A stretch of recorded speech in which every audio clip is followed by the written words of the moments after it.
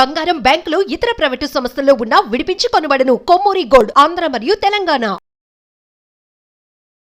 Welcome to fight talk with Lalit Kumar.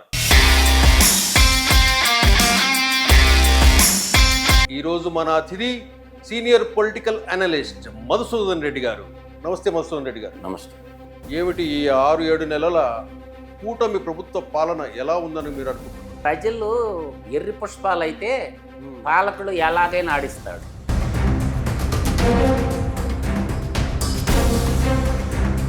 అప్పు చేసిందేమో పాలకులు, బాధితులేమో ప్రజలు.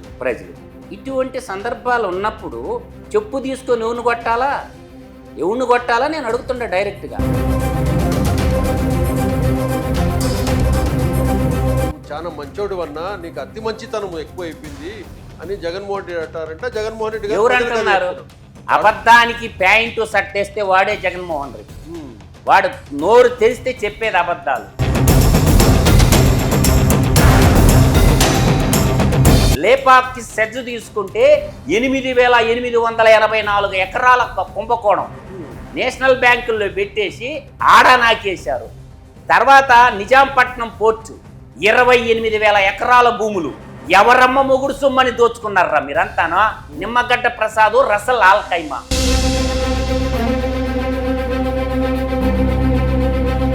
మళ్ళీ వ్యవస్థలన్నీ ఏం చేస్తున్నాయి వీళ్ళు ఇంత దోపిడీ? నేను చెప్పిన రాయలసీమలో పుట్టినటువంటి ముఖ్యమంత్రుల్లో ఒక్కడన్నా దోపిడీదారుడుండా? రాయలసీమ గజ దొంగెవడం? రాయలసీమ గజ దొంగెవడం? నువ్వు కాదా? నీ కుటుంబం కాదా?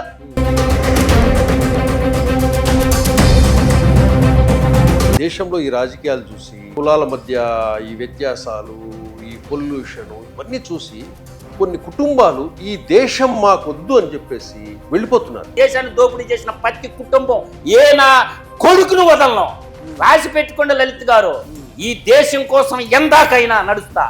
ఎందుకంటే ఈ దేశ సంపద లూటీ చేసిన లప్పుట్టుగా లిస్ట్ అంతా మా దగ్గర ఉంది. ఎంత సంపాదించుకుంటారా? ఎన్ని లక్షల కోట్లు లూటీ చేస్తారా? అందరూ వదిలేద్దామంట లలిత్ గారు. మీకోసం స్వతంత్రం తెచ్చింది, మాన ప్రాణాలు త్యాగం పెట్టి ఈ దేశం కోసం స్వతంత్రం తెచ్చింది ఒక లఫుట్టా కొడకల కోసమా? ఇవాళ 10,000 రూపాయల ఉద్యోగం కోసం, 20,000 ఉద్యోగం కోసం, 30,000 ఉద్యోగం కోసం అడుక్కుంటుంది యువత.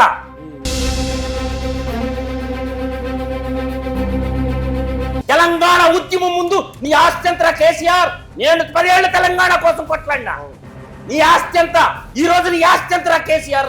నీ కొడుకుది, కూతురుది. నెక్స్ట్ వచ్చేది మేమే అంటున్నాడు జగన్మోహన్ రెడ్డి. జీవితకాలం ట్రై చేయమని సవాల్ ఇచ్చిన నేను. జీవితకాలం ట్రై చేయరా అంటుండా. నువ్వు జీవితకాలం ట్రై చేయరా, నువ్వు సీఎం అయితే తలా కోసి నీ చేతిలో పెడతానని చెప్పి. నేను ఇక్కడ మధు గారు, మీ కుటుంబంలో ఏం చేశాడు జగన్మోహన్ రెడ్డి? మా తమ్ముడు సార్ కార్గిల్ యుద్ధం చేసి ఈ దేశాన్ని కాపాడిన కుటుంబం నాది. ఈరోజు ఈ మేకపాటి నా కొడుకులు ఎవరైతే ఉన్నాడో గౌతమ్ రెడ్డి గాడు, వాడు రాజమోహన్ రెడ్డి గాడు పెద్ద ముసుగు తగిలించుకొని నా కొడుకులు నా తమ్ముడిని నాకు లేకుండా చేశారు. నేను జగన్మోహన్ రెడ్డి ఏ రెడ్డో చెప్పుకోలేడు. నేను గర్వంగా చెప్తున్నా, నేను పెద్ద కంట్రీ అని. నువ్వు ఏ రెడ్డో చెప్పరా ముందు.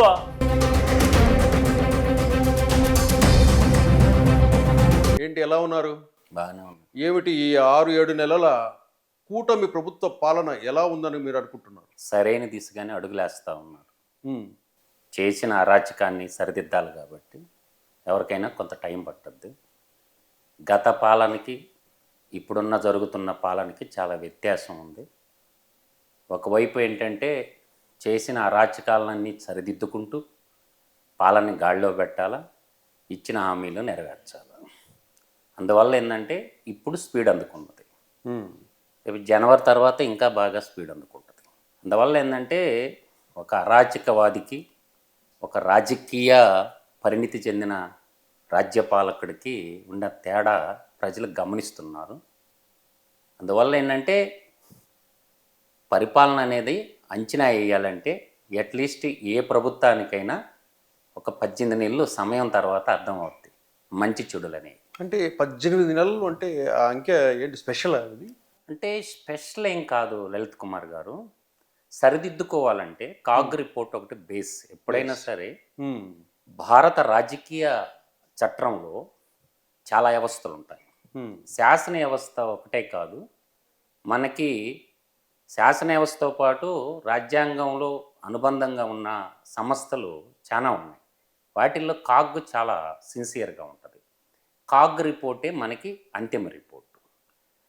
తర్వాత మనకి ఇప్పుడు సర్వెంట్స్ అంటాం కదా, పబ్లిక్ సర్వెంట్స్ అంటాం. పబ్లిక్ సర్వెంట్స్ అనేది ఎగ్జిక్యూటివ్ బాడీ. ఈ ఎగ్జిక్యూటివ్ బాడీలో ఐఏఎస్, ఐపీఎస్, ఐఆర్ఎస్, ఐఎస్ఎస్ ఇటువంటి అధికారులు ఒక 27 ఇన్స్టిట్యూషన్లకు సంబంధించినటువంటి సెంట్రల్ గవర్నమెంట్ అధికారులు ఉంటారు. వాళ్ళు శాసన వ్యవస్థ ఏదైతే చేస్తారో వాళ్ళు ఎగ్జిక్యూటివ్ చేస్తారు. అంటే శాసన వ్యవస్థలో ఉన్నటువంటి పాలక వర్గం 5 సంవత్సరాలకు ఒకసారి మారిపోతుంటారు. అది ప్రజా తీర్పు ఉంటుంది. తర్వాత మనకి ఈసీఐ ఉంది, ఇది constitution body, election commission of India. So ఈ కాన్స్టిట్యూషన్ బాడీ ఏంటంటే వాళ్ళ పాత్ర ఎంతవరకు అంటే ప్రజాస్వామ్యహితంగా ఎలక్షన్లు నిర్వహించి ఆ రిపోర్ట్ని రాష్ట్ర గవర్నర్కి సబ్మిట్ చేసి వెళ్ళిపోతారు. వాళ్ళ పని వాళ్ళు చేసుకోపోతారు. రాష్ట్రంలో ఉన్నటువంటి ఆర్థిక వ్యవస్థలు, రాష్ట్రంలో చేసిన అరాచకాలు, రాష్ట్రంలో చేసినటువంటి దోపిడీలు వీటన్నిటినీ డేగ కన్నుతో వాచ్ చేసేది కాగ్. సో ఈ కాగ్ రిపోర్ట్ ఏం చేస్తారంటే ప్రతి డిసెంబర్ 31 కల్లా, డిసెంబర్ మాసం కల్లా కాగ్ రిపోర్ట్లు వస్తాయి. ఎందుకంటే ఆల్ డిపార్ట్మెంట్స్ మీకు జూలై ఎండింగ్ కల్లా రిపోర్ట్ ఇవ్వాలి. అంటే వాళ్ళ డాక్యుమెంటేషన్ సబ్మిట్ చేయాలి ఆల్ డిపార్ట్మెంట్స్. తర్వాత కార్పొరేషన్లు ఉన్న అవి కూడా ఇవ్వాలి. అది కాగ్ చేసే పని. వాళ్ళు ఏం చేస్తున్నారంటే ఎక్కడ అవినీతి జరిగింది, ఎక్కడ దోపిడీ జరిగింది, ఎన్ని అప్పులు ఉన్నాయి, ఏమేం చేశారని కడిగి పారేస్తారు. సరే, ఆ కాగ్ రిపోర్ట్ని బేస్ చేసుకొని కేసులు రిజిస్టర్ చేసి శిక్షించాల్సినటువంటి వాడు ఎవడంటే గవర్నర్. అంటే గవర్నరు ఉత్సవ విగ్రహం లాగా తయారైపోయాడు. ఇప్పుడు మీరు ఏ రాష్ట్ర అసెంబ్లీలైనా చూడండి, నా ప్రభుత్వం అంటాడు గవర్నర్, మా ప్రభుత్వం అంటాడు. అన్నప్పుడు నువ్వు జీతం తీసుకున్నటువంటి జీతగాడిగా ఉంటావా, రాజ్యాంగ పరిరక్షకుడిగా ఉంటావా? అంటే గవర్నర్ ఎందుకు కేసులు రిజిస్టర్ చేయడు? అంటే కాగ్ ఇచ్చిన రిపోర్ట్ని బేస్ చేసుకుని కేసులు రిజిస్టర్ చేయాలా? ఏ రాష్ట్ర ప్రభుత్వమైనా, జాతీయ స్థాయిలో భారతీయ ప్రభుత్వమైనా సరే కాగ్ రిపోర్టు ఒకప్పుడు కాగ్ను చూస్తే భయపడేవాళ్ళు. కానీ ఈరోజు మనం ఎలక్షన్ కమిషన్ ఆఫ్ ఇండియాలో టిఎన్ శేషన్ అని ఉన్నాడు. అన్ని రాజకీయ పార్టీ నాయకులకి టిఎన్ శేషన్ చూస్తే ఇది పడేది. తర్వాత ఎంఎన్ రాయ్ నుండి ఇట్లా కాగ్ సుప్రీంకోర్టు, ఇప్పుడు సుప్రీంకోర్టు ఉంది. సుప్రీంకోర్టును చూస్తే ఎవరన్నా భయపడుతున్నారా? ఎవరు భయపడటం? అంటే భారతదేశంలో జ్యుడిషియరీ వ్యవస్థ, శాసన వ్యవస్థ, కార్యనిర్వాహక వ్యవస్థ, తర్వాత కాన్స్టిట్యూషన్ వ్యవస్థ, అంటే ఏ అయితే central vigilance commission, human right commission చెప్పుకోవటానికి ఉత్సవ విగ్రహాలుగా ఉన్నాయి. నా దృష్టిలో 2 మంత్రులు ఉంటారు. మంత్రి మండలంతా అంబక్. ఒకటి దేశానికి ప్రధానమంత్రి, రాష్ట్రానికి ముఖ్యమంత్రి, 2 మంత్రులు ఉంటారు. అంటే వ్యవస్థలన్నీ వ్యవస్థర చేసేశారు. ఒకప్పుడు రాజకీయం అంటే ప్రజాసేవ అన్నటువంటి భావన ఉండేది ప్రజల్లో. ఇప్పుడు రాజకీయం అంతా వ్యాపారాత్మకం అయిపోయింది. ఇప్పుడు వ్యాపారస్తులందరూ రాజకీయ నాయకులుగా అవతారం ఎత్తేసి దేశాన్ని లూటీ చేసేస్తారని నేను ప్రగాఢంగా విశ్వసిస్తున్నా. దాంట్లో వాడు ఈడని తేడా లేదు. కాకపోతే ఒకడు పావళా దొంగ, ఒకడు ₹10 దొంగ, ఒకడు 75 పైసల దొంగ, ఒకడు రూపాయి దొంగ. మనకు మంచి దొంగ కావాలి. ఆ మంచి దొంగనే అంట్లో దొంగతనం తక్కువ ఎవడు చేస్తాడో ఎన్నుకుంటారు. అందువల్ల ఏంటంటే ఈ రోజుల్లో దక్షిణ భారతదేశాన్ని, ఉత్తర భారతదేశాన్ని, తర్వాత మనం నార్థరన్ సిస్టర్ స్టేట్స్ని చూస్తే మనకి భౌగోళిక నైసర్గిక పరంగా రకరకాలుగా ఉంటుంది రాజకీయ వ్యవస్థ. ఎప్పుడైతే ఈ ప్రాంతీయ పార్టీలు ఎప్పుడైతే పుట్టినాయో, ప్రాంతీయ పార్టీలు పుట్టిన తర్వాత కులవాదం విజృంభించింది. అదేవిధంగా జాతీయ పార్టీల్లో కూడా జాతీయ పార్టీలేమో ఒకటేం మతవాదం తీసుకుంది, ఇప్పుడేమో ఇంకోటేం కులవాదం తీసుకుంది. అంటే వ్యవస్థను నడిపించే వాళ్ళు సక్రంగా లేనప్పుడు ఎవరు ఏం చేయలేదు. అందువల్ల ఏంటంటే వ్యవస్థలన్నీ వ్యవస్థలు అయిపోతే దుష్టులు దుర్మార్గులు రాజ్యపాలకులకు వస్తారు, వాడు చెప్పిందే వేదం అవుతుంది. ఇప్పుడు గడిచిన 5 ఏళ్ళు ఆంధ్రప్రదేశ్ రాష్ట్ర ముఖ్యమంత్రిని తీసుకుంటే వాడు చేయని అరాచకాలు లేవు, చేయని దుర్మార్గాలు లేవు. కానీ ఆ రాష్ట్రంలో రాజ్యాంగానికి కట్టుబడి ఉండాల్సినటువంటి మీరు ఆ మాట అంటున్నారు, అరాచకవాది దుర్మార్గాలని. 40% ఓటింగ్ నాకు వచ్చింది అంటున్నాడు ఆయన. అంటే 40% ప్రజలు. ఒక మాట నేను చెప్తున్నావా, నీ శాతాల గురించి నేను అర్థమెటిక్ లెక్చరర్ని, నాకు అడగాదు శాతాల గురించి నువ్వు మాట్లాడేది. ఎందుకంటే ఇదంతా పెద్ద అంబక్కు. ఎట్లా ఉంటుందంటే, ₹1 ఉన్నోడు ఇంకొక రూపాయి సంపాదిస్తే 100% స్ట్రైక్ రేట్ అంటాం. ₹100 ₹10 సంపాదిస్తే 10% అంటాం. పర్సంటేజ్ లెక్క ఎందుకు? ఒక్కొక్క నియోజకవర్గంలో 50,000 నుంచి 90,000 దాకా మెజార్టీలు వచ్చినాయి చాలా నియోజకవర్గాల్లో. ఆల్మోస్ట్ అన్ని నియోజకవర్గాల్లో 50,000 నుంచి 95,000 దాకా మెజార్టీలు వచ్చినాయి. ప్రజా తీర్పు స్పష్టంగా దాన్నే ప్రామాణికంగా తీసుకోవాలి మనం. అది కూడా కాదండి, నేను అనేది ప్రజలు ఎర్రి పుష్పాలు అయితే పాలకుడు ఎలాగైనా ఆడిస్తాడు. అందువల్ల ఒక ఇంట్లో కూర్చొని రాజ్య పరిపాలన చెయ్యొచ్చు అని నిరూపించాడు. ఈడ కేసీఆర్ ఇంట్లో కూర్చొని పరిపాలించాడు, ఆడ ఆయన ఇంట్లో కూర్చొని పరిపాలించాడు. నేను అంటుండేది ఏంటంటే, ఈరోజు రాష్ట్రంలో ఉండేటటువంటి అప్పులు ప్రజలు చేశారా పాలకులు చేశారా? ఈ అప్పులు ఎవరు కట్టాలా? ఇలా ఆంధ్రప్రదేశ్లో మన శ్వేతపత్రం ఇప్పుడున్న కూటమి ముఖ్యమంత్రి చంద్రబాబు నాయుడు గారు రిలీజ్ చేశారు. దాదాపుగా 11 లక్షల కోట్ల అప్పు ఉంది అన్నారు. ఈ అప్పు ఎవడు చేసిండు? ప్రజలు చేశారా? పాలకులు చేశారు. పాలకులే చేశారు. బాధితులు ఎవరు? ప్రజలు. అప్పు చేసిందేమో పాలకులు, బాధితులేమో ప్రజలు. ఇటువంటి సందర్భాలు ఉన్నప్పుడు చెప్పు తీసుకొని ఎవరిని కొట్టాలా నేను అడుగుతుండే డైరెక్ట్గా. అంటే మనకి ఇండియన్ ప్రియాంబుల్ చదువుకోమనండి. జగన్మోహన్ రెడ్డి కలేజా ఉంటే ప్రియాంబుల్ చెప్పమంటుండ నేను. ఏదన్నా ఒక జర్నలిస్ట్ అడగమనండి ప్రియాంబుల్లో 6 పదాలు ఉంటాయి ప్రధానంగా. సావర్జన్ అంటే సార్వభౌమాధికారం, డెమోక్రసీ అంటారు ప్రజాస్వామ్యం, రిపబ్లిక్ గణతంత్రం, సోషలిజం స్వామ్యవాదం, సెక్యులరిజం మతరహిత రాజ్యం. ఇయే కదా మొట్టమొదట ఇండియన్ కాన్స్టిట్యూషన్ ఉన్నప్పుడు 3 పదాలు ఉన్నాయి. సావర్జన్, డెమోక్రసీ అండ్ రిపబ్లిక్ ఉన్నది. మధ్యలో వచ్చినాయి ఏది? సెక్యులరిజం అనేది, సోషలిజం అనేది 70 పుట్టినాయి. నేననేది ఈ 5 తాకట్టు పెట్టిండు అంటుండ. సావర్జన్ అంటే సార్వభౌమాధికారాన్ని తాకట్టు పెట్టి అప్పు తెచ్చినోడు ఎవరు? ఈ ముఖ్యమంత్రులు కదా. ఎవడిచ్చిండు మీకు ఆ రైట్? ప్రజలకు చెప్పారా? ఏదైనా ఒక అప్పు చేసేటప్పుడు రాష్ట్ర అవసరాల కోసం మేము అప్పు తెస్తున్నాము అని చెప్పి ఎప్పుడన్నా అసెంబ్లీలో చర్చించారా? నాకు చూపించమనండి ఒక సందర్భాన్ని. ఏ పాలకుడైనా సార్వభౌమాధికారికాన్ని తాకట్టు పెట్టే రైట్ మీకు ఎవడు ఇచ్చిండు? This is the valid point. Democracy, ప్రజాస్వామ్యం ఉందా? నేను అడుగుతుండా. ప్రజాస్వామ్యం అంటే ఏంది? ప్రజల చేత ప్రజల కొరకు ఎన్నుకోబట్టమే ప్రజాస్వామ్యం గొప్పతనం. ద బ్యూటీ ఆఫ్ డెమోక్రసీ అంటారు.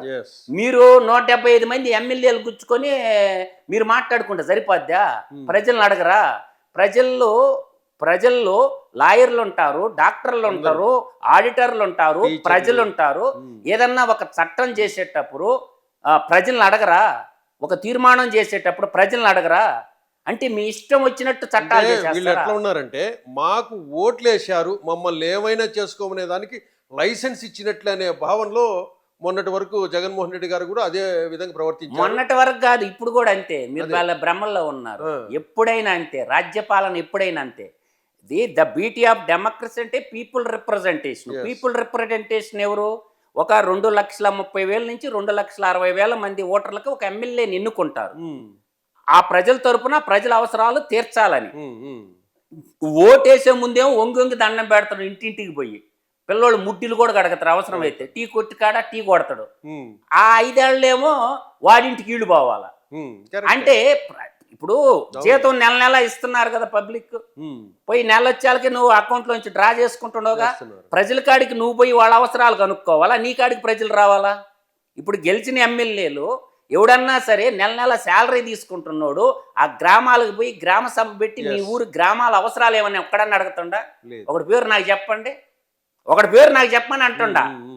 అంటే నెలొచ్చాలకే 5 లక్షలు అన్ని అంటే శాలరీ కాకుండా అలవెన్సెస్ అన్ని కలిపి అన్ని. ఆ 5 లక్షలు నాకేస్తుండగా ప్రజా సొమ్ము 60 లక్షలు సంవత్సరానికి వేసుకుంటే 5 సంవత్సరాల్లో 3 కోట్ల రూపాయలు ప్రజల సొమ్ము నువ్వు నాకేస్తుండగా.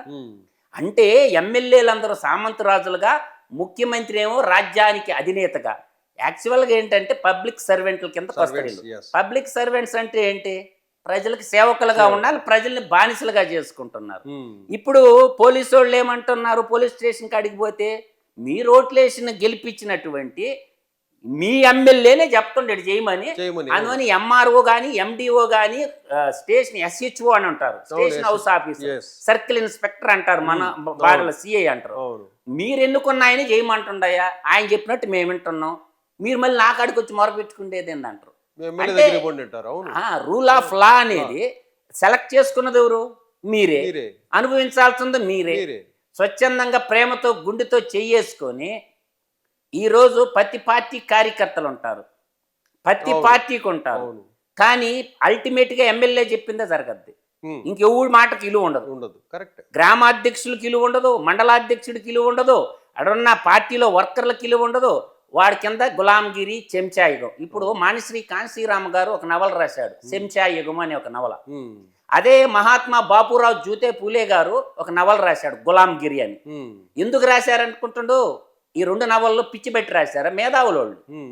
అంటే వీళ్ళంతా చెంచాలుగా, తర్వాత గులాంగిరిలాగా మారిపోయి బానిసలుగా చేసుకొని నడిపిస్తున్నటువంటి వ్యవస్థ. నేను అడుగుతుంటా డైరెక్ట్గా, ఏ రాజ్య పాలకుడైనా ప్రజల సొమ్ముతేనే కదా డైలీ ఎక్స్పెండిచర్ ఉంటుందిగా. ఈ రోజు డే బై డే ప్రభుత్వ ఎక్స్పెండిచర్ ఎందుకు బయట పెట్టరు? అంటే సంవత్సరానికి ఒక్కసారి అసెంబ్లీలో పెడతారా? ఈ రోజు ప్రభుత్వంకి రాబడి ఎంత, ఖర్చు ఎంత అని ఎప్పుడన్నా ఒక ఎమ్మెల్యే కానీ, ఒక ఎంపీ కానీ, ఒక మినిస్టర్ కానీ కేవలం ముందుకొచ్చి చెప్పమన్నా ముందుకొచ్చి కనీసం జీవోలు కూడా దాచిపెట్టేవాళ్ళు.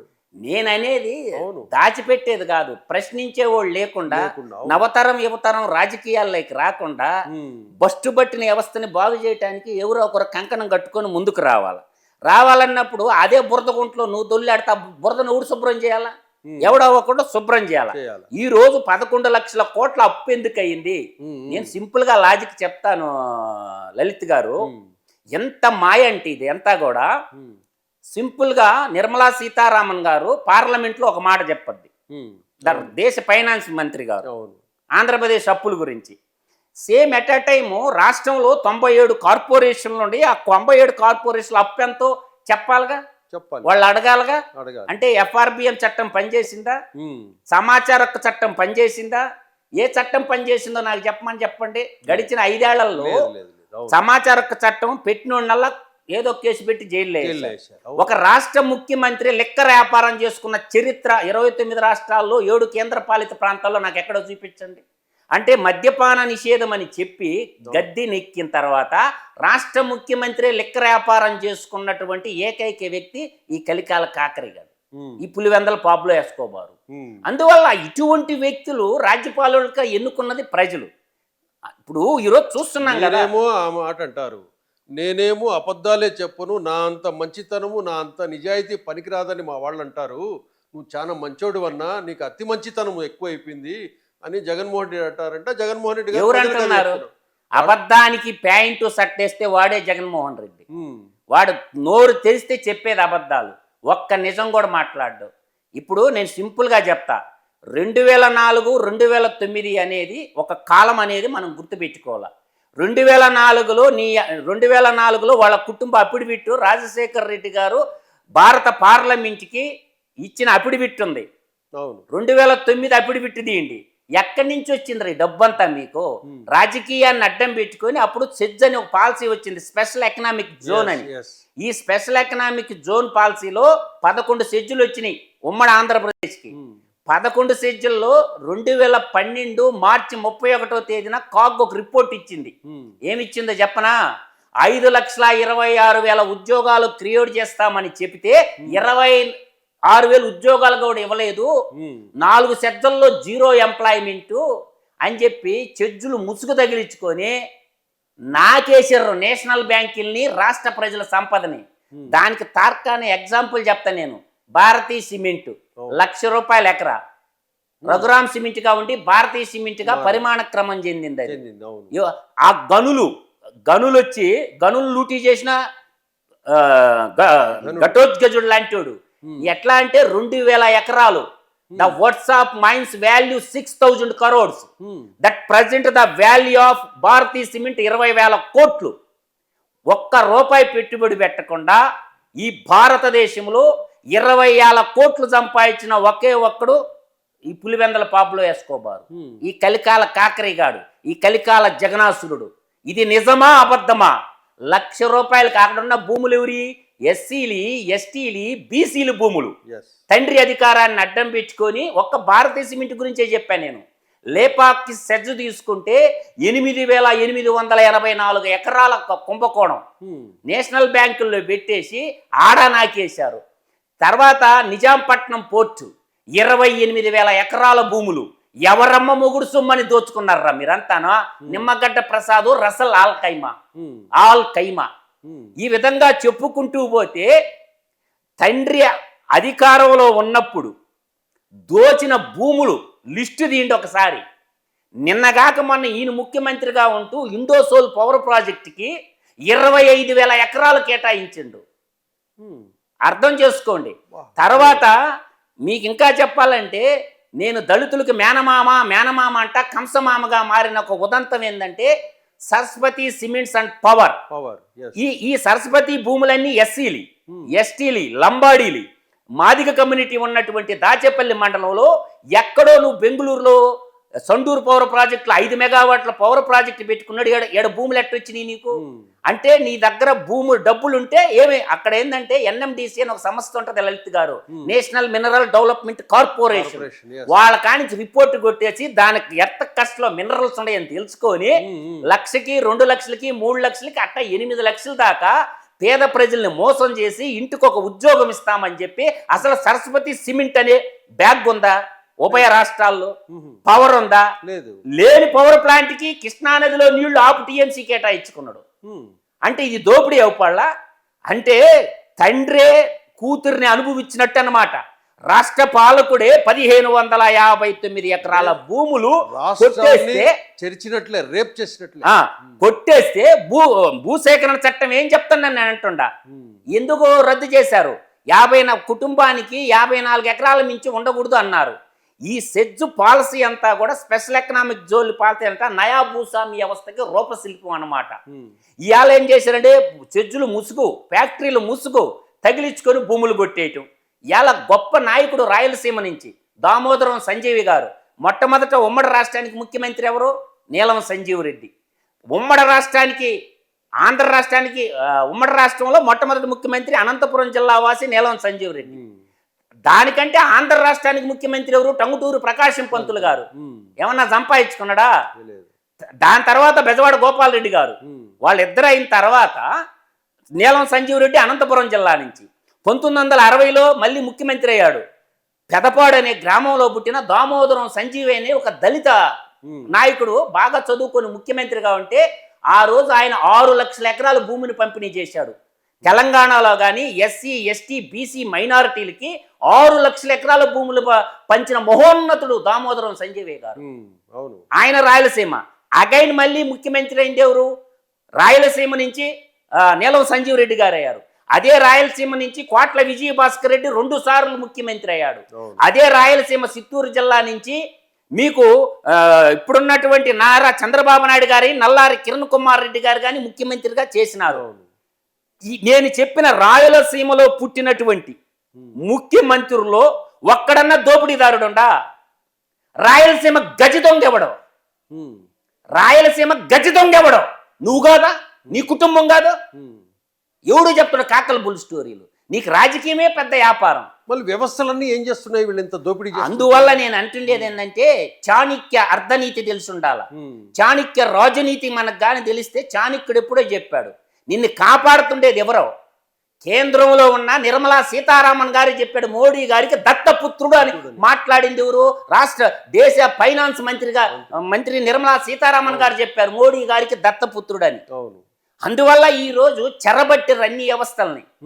ఈ రోజు ఈ 11 సిబిఐ కేసులు, 9 ఈడీ కేసుల్లో ఏమన్నా ముద్దాయిగా ఉన్నటువంటి వ్యక్తి 11 సంవత్సరాల నుంచి బయట తిరుగుతుండంటే హౌ ఇట్ ఈస్ పాసిబుల్? ఇదే ప్రజలంతా ఏం చేస్తున్నారు? ఇదే ప్రజలకేం ప్రజలు కాదండి, న్యాయ వ్యవస్థ సక్రమంగా లేనన్ని రోజులు, ఎవడు ఏం చేయలేడు. భారతదేశంలో న్యాయము ఎత్తుక్కోవాల్సి వస్తుంది. ఇది సిజేఐ గారికి అర్థం కావటంలా. ఏం చేయాలంటే ఎప్పుడైతే పాలనా వ్యవస్థ అనేది పట్టుదప్పుతో, మీరు అందరూ అనుకుంటారు, చాలా మంది ఏమంటారంటే సిబిఐ స్వతంత్ర దర్యాప్తు కానే కాదు. చాలా మంది తప్పుదావ పట్టిస్తారు ప్రజల్ని, సమాజాన్ని. CBI central bureau of investigation అనేది కేంద్ర హోంశాఖ కింద ఉంటది. ఎన్ఫోర్స్మెంట్ డైరెక్టరేట్ అనేది, ఈడీ అనేది కేంద్ర ఫైనాన్స్ మంత్రి కింద ఉంటది. అవి స్వతంత్ర సంస్థలు కాదు. వాళ్ళు ఉసుకోమంటే ఉసుకో, కూర్చోమంటే కూర్చో. నేను మొట్టమొదటి నుంచి మొత్తుకుంటుండా, ఈ రాజ్యాన్ని పరిరక్షించాలా, భారతదేశాన్ని సరైన దారిలో పెట్టాలంటే రాష్ట్రంలో ఉన్న కేంద్ర స్థాయిలో సుప్రీంకోర్టు కిందకి ED, CBI, election commission of India, CAG, central vigilance commission, ఈ యూనియన్ పబ్లిక్ సర్వీస్ కమిషను, ఇవన్నీ సుప్రీంకోర్టు కిందకి రావాలా. ఏదైనా రాష్ట్ర ప్రభుత్వంలో అవినీతి జరిగినప్పుడు వాళ్ళు ఒక లెటర్ పెట్టుకోవాలి ప్రభుత్వం, అమ్మా ఈ శాఖలో అవినీతి జరిగిందని చీఫ్ జస్టిస్ ఆఫ్ ఇండియాకి ఒక లెటర్ పెడితే వాళ్ళు దర్యాప్తు సంస్థను ఆదేశిస్తే వాళ్ళ మీద ఇంకా ప్రెజర్ ఉండదు. వాళ్ళపై దర్యాప్తు చేస్తారు, సుప్రీంకోర్టు సిజేఐ గారికి ఇస్తారు, అయిపోద్ది సినిమా. అంటే పనిచేసే వ్యవస్థలన్నీ ఇలా కాలి కింద పెట్టుకొని ప్రధానమంత్రి కింద, రాష్ట్ర ముఖ్యమంత్రి కింద, ఇప్పుడు దేశ స్థాయిలో అదే విధంగా రాష్ట్ర స్థాయిలో ఉంటుంది. సిఐడి కానీ, ఏసీపీ కానీ, తర్వాత మీకు విజిలెన్స్ కానీ, స్టేట్ విజిలెన్స్ కానీ, తర్వాత ఇన్కమ్ ట్యాక్స్ ఉంది, ఇన్కమ్ ట్యాక్స్ డిపార్ట్మెంట్ ఉంది. నేను ఒకటి అడుగుతుండా, ఎలక్షన్ కమిషన్ ఆఫ్ ఇండియా అఫిడవిట్లు తీసుకున్నారుగా, స్వచ్ఛందంగా ఏ రోజైనా ఇన్కమ్ ట్యాక్స్ డిపార్ట్మెంట్ కి ఒక్క అఫిడవిట్ మీద ఎంక్వైరీ చేయించిందా? ఎవరన్నా కంప్లైంట్ చేస్తే గానీ ఎంక్వైరీ చెప్పారా? పోనీ వాళ్ళు చేయటంలా. మీకు ఇంకా రహస్యం చెప్తా, వాళ్ళకి ఇచ్చిన అఫిడవిట్టే కాదు, ప్రతి అఫిడవిట్ స్పీకర్ దగ్గర ఉంటది. రాష్ట్ర శాసనసభలో స్పీకర్ కాడ ఉంటది, కేంద్రంలో స్పీకర్ కాడ ఉంటది. రాష్ట్రపతి అధికారాలు కానీ, గవర్నర్ అధికారాలు కానీ సేమ్ గా ఉంటాయి. ఆర్టికల్ 32 కింద సుప్రీంకోర్టు పనిచేస్తుంది, ఆర్టికల్ 226 కింద రాష్ట్ర హైకోర్టు పనిచేస్తుంది. ఎవరికి చెప్తారు ఈ కబుర్లన్నీ? అందువల్ల నేననేది ఏంటంటే, ఇప్పుడు ఆ అఫిడవిట్లు ఏదైతే స్పీకరు, ఇప్పుడు ఆంధ్రప్రదేశ్లో 175 మంది ఎమ్మెల్యేలు ఉన్నారు కదా, ఆ అఫిడవిట్ల మీద ఇన్కమ్ ట్యాక్స్ డిపార్ట్మెంట్ ఎంక్వైరీ చేయ, ఎక్కడెక్కడ ఉండే ఈ నిజమా అబద్ధం అని ఎంక్వైరీకి ఆదేశించిండు మన స్పీకరా? పోనీ తెలంగాణలో స్పీకర్ ఆదేశించిండా? లోక్సభలో స్పీకర్ ఆదేశించిండా? ఎవరు ఆదేశించాలా? నేను ఇచ్చినా ఏదో ఒకటి, దాని మీద ఎంక్వైరీ ఎవరు చేయాలా? ఆ సంబంధించిన శాఖలు చెయ్యాలా, ఇది నిజమా అబద్ధం అని చెప్పి. ఇన్కమ్ ట్యాక్స్ డిపార్ట్మెంట్ ఎంప్లాయ్మెంట్ ఏరే, ఇప్పుడున్న ఎంప్లాయ్మెంట్ ని 10 రెట్లు పనిచేసిన పని ఉంది ఇన్కమ్ ట్యాక్స్ లో. అందువల్ల ఏంటంటే వ్యవస్థలన్నీ వ్యవస్థలు చేసి పెట్టుకొని దుర్మార్గమైనటువంటి పరిపాలన చేస్తా, ముష్టి పథకాలు ప్రజలకు ఇస్తా, సంక్షేమ రాజ్యము ఎప్పుడు సంక్షోభానికి దారి తీస్తుందని మేము మొట్టమొదటి నుంచి చెప్తున్నాం. ఈ సంక్షేమ పథకాలు అనేవి ఓట్లు కొనే పథకాలు. చేపల పట్టేది నేర్పియాలి కానీ చేపల కూర వండి నోట్లో పెట్టకూడదు ప్రభుత్వాలు. అది పద్ధతి కాదు. ఎందుకు ఏ ప్రభుత్వాన్నైనా నేను ఇంత వాడుకున్నానని ఎవరన్నా చెప్పిండు ముఖ్యమంత్రి? పర్సనల్ ఎక్స్పెండిచర్ చెప్పమను, మంత్రులు చెప్పమను. ఎందుకు చెప్పరు మీ పర్సనల్ ఎక్స్పెండిచరు? ఇంకొకటి కూడా ఉంది ముచ్చట లలిత్ గారు, 1000 రూపాయల పైన కన్సాలిడేట్ ఫండ్లో నుంచి వాడుకోవాలంటే అసెంబ్లీ ఆమోదం చెందాలి. గవర్నర్కి తెలియదా? అంటే అసెంబ్లీ ఆమోదం లేకుండా నీ ఇష్టం వచ్చినట్టు కన్సాలిడేట్ ఫండ్ డబ్బులు వాడేయచ్చా? తప్పు అనిపించటంలా, సిగ్గు అనిపించటంలా గవర్నర్లు ఉండరు. గవర్నర్ విధి విధానాలు ఏంటంటే, విశ్వవిద్యాలయాన్ని ఊరి కింద ఉంటాయండి, అండర్ గవర్నర్ కింద ఉంటుంది యూజీసీ, యూనివర్సిటీ గ్రాంట్ కమిషన్. ఏ విశ్వవిద్యాలయాలకు పోయి క్లాసులు చెప్పిండండి గవర్నరు? నువ్వు కట్ల కట్టే పని ఏంది? నిన్ను బరాయిస్తున్నది ఎవరు? రాష్ట్ర ప్రజలు. కాబట్టి నువ్వు ఏ విశ్వవిద్యాలయానికి పోయి గైడ్ లైన్స్ ఇవ్వాల్సిన బాధ్యత గవర్నర్కి లేదా లలిత్ గారు? బాధ్యత నిర్వర్తిస్తుండ గవర్నరు? అంటే అన్ని వ్యవస్థలు రాజకీయ వ్యవస్థ చెరబట్టుంది. అందుకనే నేను చెప్తున్నాను, ఇవాళ పోర్టులు తీసుకున్నా, ఎయిర్పోర్టులు తీసుకున్నా, షెడ్యూల్ తీసుకున్నా, ఈ భూములన్నీ ఎవరేయండి? భారతీయ ప్రజలు. ఆ ప్రజలు భూములు ఆక్యుపై చేసుకొని నేషనల్ బ్యాంకుల నుంచి లోన్లు తెచ్చుకొని దేశ సంపదను లూటీ చేస్తుంది ఎవరు? తెల్లోళ్ళు కొద్దిగా ఎత్తుకో మీరు లలిత్ కుమార్ గారు. 250 ఏళ్ళు బ్రిటిష్ వాళ్ళు పరిపాలిస్తే భారతదేశాన్ని కొద్దిగా గొప్పలో కొంచెం మిగిలి వాళ్ళు కట్టిన కన్స్ట్రక్షన్ మన కళ్ళ ముందు కడుతున్నాయి. కనపడుతుంది. మనం కడితే 3 రోజులు కూలిపోతున్నాయా? కూలిపోతుంది. నిన్న కాక బీహార్లో బ్రిడ్జి కడితే ఏమైందా? కళ్ళ ముందు కుప్ప కూలిపోయింది. అవును. కాళేశ్వరం డ్యామ్ అయిందా? గోదావరిలో పగిలిడిచిపోయింది. అవును. అంటే ఏమైంది? కాళేశ్వరం కట్టినోడు ఎటుపోయిండో? దీనికి ఎట్లా మనం అడ్డుకట్ట ఎట్లా వేయాలంటారు? ఎవరు అడ్డుకట్ట వేయాలి? దీనికి అడ్డుకట్ట వెయ్యాలంటే నేను చెప్పినదా వ్యవస్థలన్నీ వ్యవస్థలు అయిపోయినాయి. వ్యవస్థలు స్వచ్ఛందంగా ఇప్పుడు ఒక సామాన్యుడు 2 వాయిదాలకో 3 వాయిదాలకు పోకపోతే బెయిల్ బిల్ వారెంట్ ఇష్యూ చేస్తారా? ఇస్తారు. తర్వాత మళ్ళీ దానికి కూడా స్పందించకపోతే నాన్ బెయిల్ బిల్ వాడిని పట్టకరమ్మంటారా? 3041 సార్లు సిబిఐ కోర్టుకి రాకపోతే జగన్మోహన్ రెడ్డి ఎంటికి బీకిందని అడుగుతుండ భారత న్యాయ వ్యవస్థ. ఎన్నిసార్లు? 3041 సార్లు వాయిదాకు రాకపోతే భారత న్యాయ వ్యవస్థ జగన్మోహన్ రెడ్డి ఎంటికి బెరికిందని నేను అడుగుతుండా. ఇంకా న్యాయం బతికున్నట్ట చచ్చినట్ట? 3041 సార్లు ఒక ముద్దాయి A1 ముద్దాయి ఈడీ సిబిఐ కేసుల్లో కోర్టుకు అటెండ్ కాకపోతే వాడు ఎంటికి బెరికిందని అడుగుతున్న భారత న్యాయ వ్యవస్థ నేను. ఇది ఘనమైన గణతంత్రం. అంటే ప్రపంచంలో నాకు తెలిసి ఎవరు ఏ ముద్దాయి ఈ విధంగా వెసులుబాటు కల్పించుంటారు న్యాయ వ్యవస్థ. నేను అనేది ఏంటంటే చెడు కూడా ఆడుకుంటుండవు జగన్మోహన్ రెడ్డి న్యాయ వ్యవస్థతోటే. అందువల్ల న్యాయ వ్యవస్థ సిగ్గుతో తలదించుకుంటుంది. ఇవాళ మనం చేసిన అవినీతి ఆంధ్ర టు అమెరికా దాకా పోయి ఉంది. ఆడ జడ్జిమెంట్ వస్తుందేమో కానీ ఈ జడ్జిమెంట్ వచ్చేటట్టు లేదు. నిన్న మేల్కొన్నట్టుండ ఒక ఆయన, ఒక జడ్జి గారు బొయ్యోన్ గారు 13వ తేదీ కల్లా నాకు ఇచ్చేయండి అయ్యా ఇవ్వమన్నారు. అంటే 11 ఏళ్ళు నిద్రపోయారా? 11 ఏళ్ళు నిద్రపోయిండా?